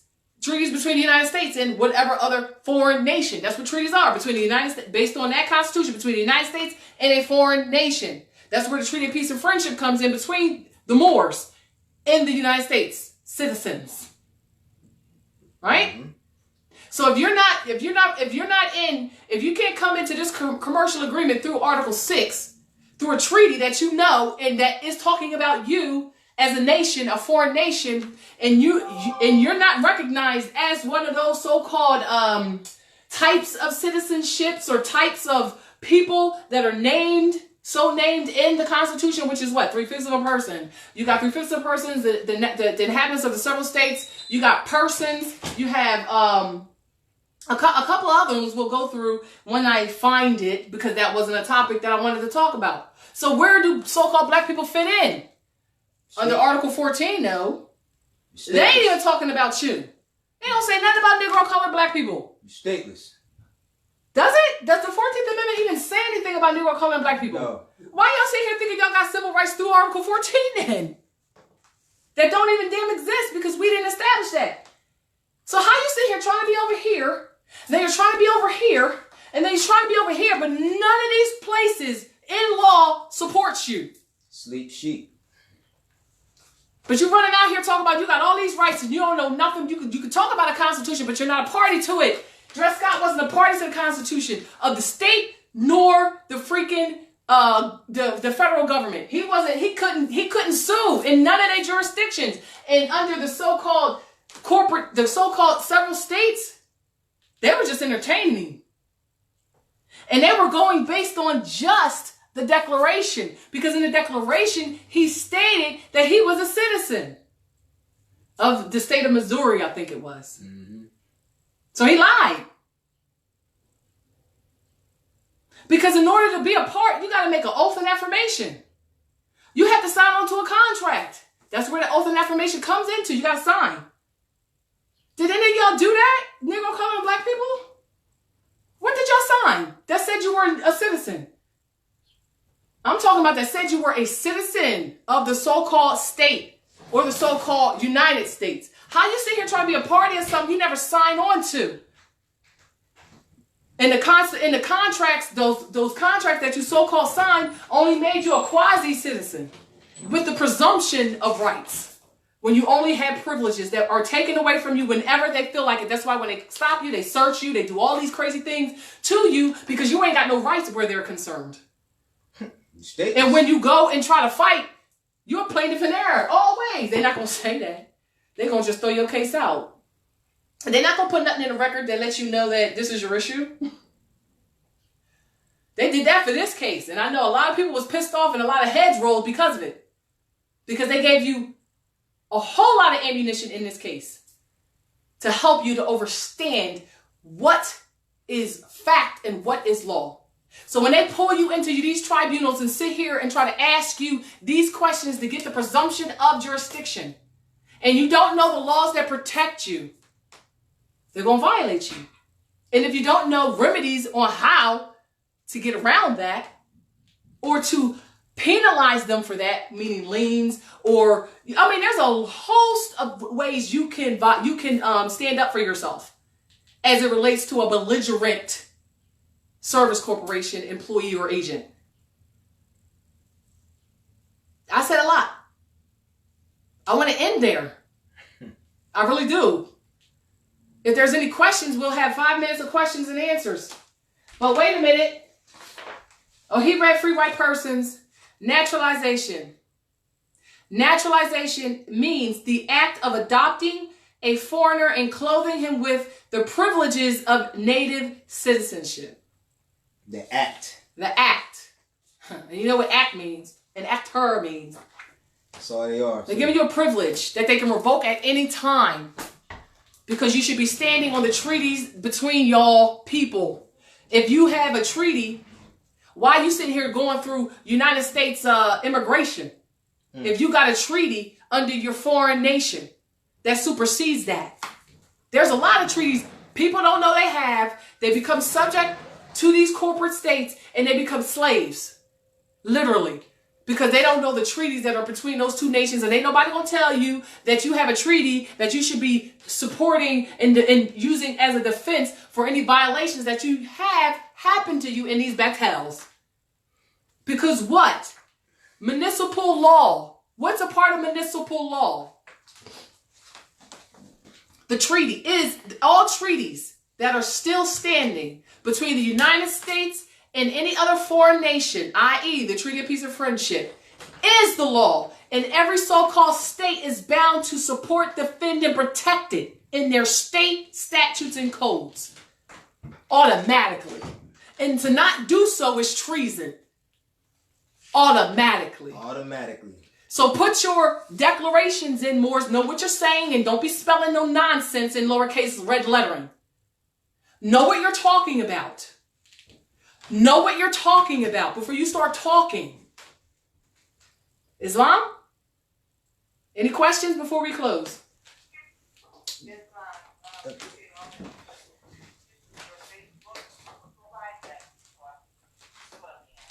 Excuse me? Say that again?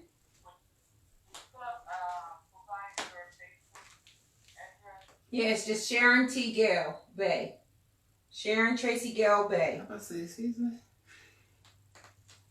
Sharon Tracy Gale Bay is my Facebook page. Moors, if you ain't got your likeness as your profile page, so I know that I'm talking to a Moor, not an agent or an Albion or somebody, because I only want Moors on my page right now. That's all I want. Not dirty Moors. So if you post negative, crazy comments, I might just unfriend you. It just may happen depending on my mood. Well, I did today. I blocked somebody. Okay. Because I ain't got time for haters. No time. I have way too much work to do. And I do these videos because I love you. That's why I do them. Because I know you need it. Because I needed it and I was looking for it and I couldn't find it. The woman that was my rock disappeared. I did not. I know she tried to act like, So Empress, the treaty. But wait a minute, one more question. Mm-hmm. And you better have your title on your page. If you ain't got a Bay, a L, an Ali, or a Day, or all, I can't add you. You need to do the right thing. Change your titles of nobility. Show the world who you are. Show me at least. So if you want to be my friend on Facebook, and I don't even like the word friend because I think it's a derogatory term, but I haven't been able to validate and substantiate that, which is why I have not brought it up. So if you want me to add you as a Moor in our social community, let me use that. have your titles of nobility, change them, and have your likeness there. Okay? I don't have a problem with that. Anybody got a lot of space because I only have Moors on my page. And if you put derogatory, crazy, Bible thumping, a belief system nonsense on my page, and I'm not in a good mood, I might just unfriend you, and you'd be like, "Well, yeah, Cheryl, how'd you unfriend me? Because I ain't like what you said the other day, and I was in a bad mood. How about you tell me why I should add you back?" And I might. I am a very likable person. I love everybody.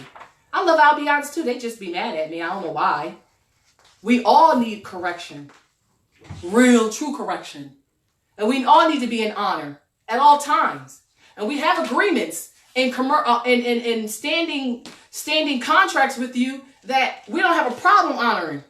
But you got to be in honor too. We're being in honor by being ourselves and standing up for love, truth, peace, freedom, and justice. It is your responsibility to do right. Because we the ones gave you the authority and we can take it away. And we have done that. Because you ain't acting right. So just stop acting and be right. Islam. Any other questions? Only a couple more questions because I'm tired. I'm exhausted. Had a long weekend of study. I just wanted to interject on something. Justice Fatima said, don't interject. I don't need to be interjecting on anything. But I did want to point out something to add into Article 6, Paragraph 2, where it says that the treaties are the supreme law of the land. So, as Justice Yesharan was speaking on, was that we are foreign nationals, right? And we are also indigenous people. We are a people, right, that are indigenous. So when you look at Article 6, Paragraph 2, being the treaties of the supreme law of the land, the United Nations Declaration on Rights of Indigenous People also backs that up. If you go to Article 37, it says that indigenous peoples have the right to the recognition, observance, and enforcement of treaties, agreements, and other constructive agreements concluded with the states or their successors, to have states honor and respect such treaties, agreements, and other constructive arrangements.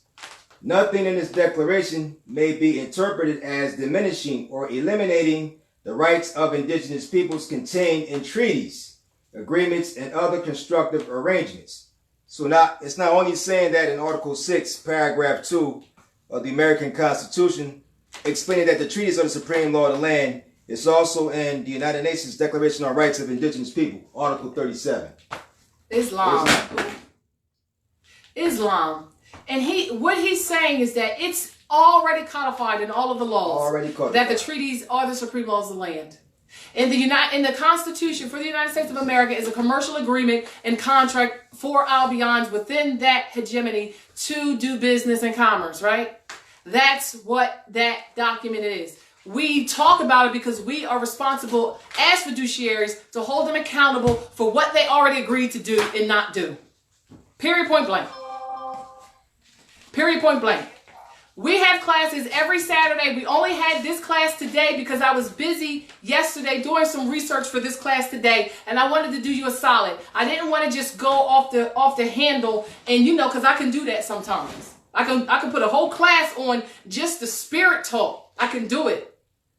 But I wanted to have stuff for you to tangibly touch and feel, because as Moors, you're supposed to know the law. You're supposed to know where it's codified. You're supposed to have, when you talk about the Naturalization Act of 1790, you're supposed to know where that's codified and who did it and when they said it. When you're talking, you need to know where the Treaty of Peace and Friendship is.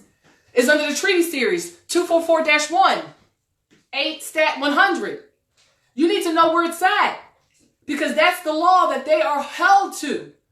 But a lot of them jump ship. Mm-hmm. They jumped ship from that their own independence. They literally went back into slavery by agreeing to be a BAR. Mm-hmm. And stateless. And stateless. As more subjects. When they decided to go against the laws that they took oaths to, they lost their naturalization citizenship. They lost their citizenship, and that's codified in the law. We're going to go over that eventually. Not today, because this was about Dred Scott and clarity. So keep going to the MoorishamericanConsulate.org website. It's going to be updated momentarily. It's www.MoorishamericanConsulate.org. I have to do a lot of updating. And it's going to take some time because there's things that come before that. But it's a lot of stuff on there. And if you send emails to Moorish American Consulate, NE or NJ@gmail.com, you'll get what you need. Until we can make those adjustments. But if we have Moors that know how to do web design and that I can just send emails to do the updates, please come and support your nation and help us to update that website a little bit quicker. Because I'm going to get it done. It's just not on my to-do list this week. And as it relates to nationality, like if you, like before, when people did not have witnesses, we were telling them to record themselves signing or autographing their documents and uploading them on their YouTube page, because everybody got a YouTube page. If they got google.com or if everybody got a YouTube page. Upload it there and then send your nationality documents in so we have proof and can witness for you for those Moors that don't have other Moors to witness their documents. Islam? And I'm going to put this in writing and upload it or find the one that I already had and upload that again with the changes. But don't send no nationality documents or no lawful documents in lowercase lettering in red font, because we're going to send it back to you. Send it to West or South or whoever else is doing that, because my responsibility is to do you a solid, like I would want you to do me a solid. And I'm not changing something that linguistics, etymology, and scholars in language ain't ever tell me to do. They never validate that. So I can't sit here and do you a solid and say, yeah, I think you should do that. No, I think you should not. And I'm going to be honest with you. I don't think you should. I think it goes against everything you are trying to do. I think it nullifies everything that you're doing. It's distraction. To free yourself. Islam? But the knowledge that needs to come inside of you, the knowledge you need is what is most important. The knowledge. Because once you have the knowledge, nobody can snare you into traps, because you lack etymology. You lack proper understanding of the English language. That sometimes a word, even though you can't find it in one spelling because vowels are interchangeable, it might be somewhere else and you just can't find it because you don't know linguistics. And being okay that we did not learn this because they wanted us to always be subject to them. So they didn't teach us any of this stuff. But it's our responsibility to teach one another and each other, and to unite. More importantly, there should not be any bickering at all as it relates to Moors. We're supposed to be unifying and coming together, period, point blank. And those of you who are doing the total opposite, you're only doing what your ancestors probably did back when, we fell to begin with. So, to each his own. Islam? Pax et Amor. Peace and love.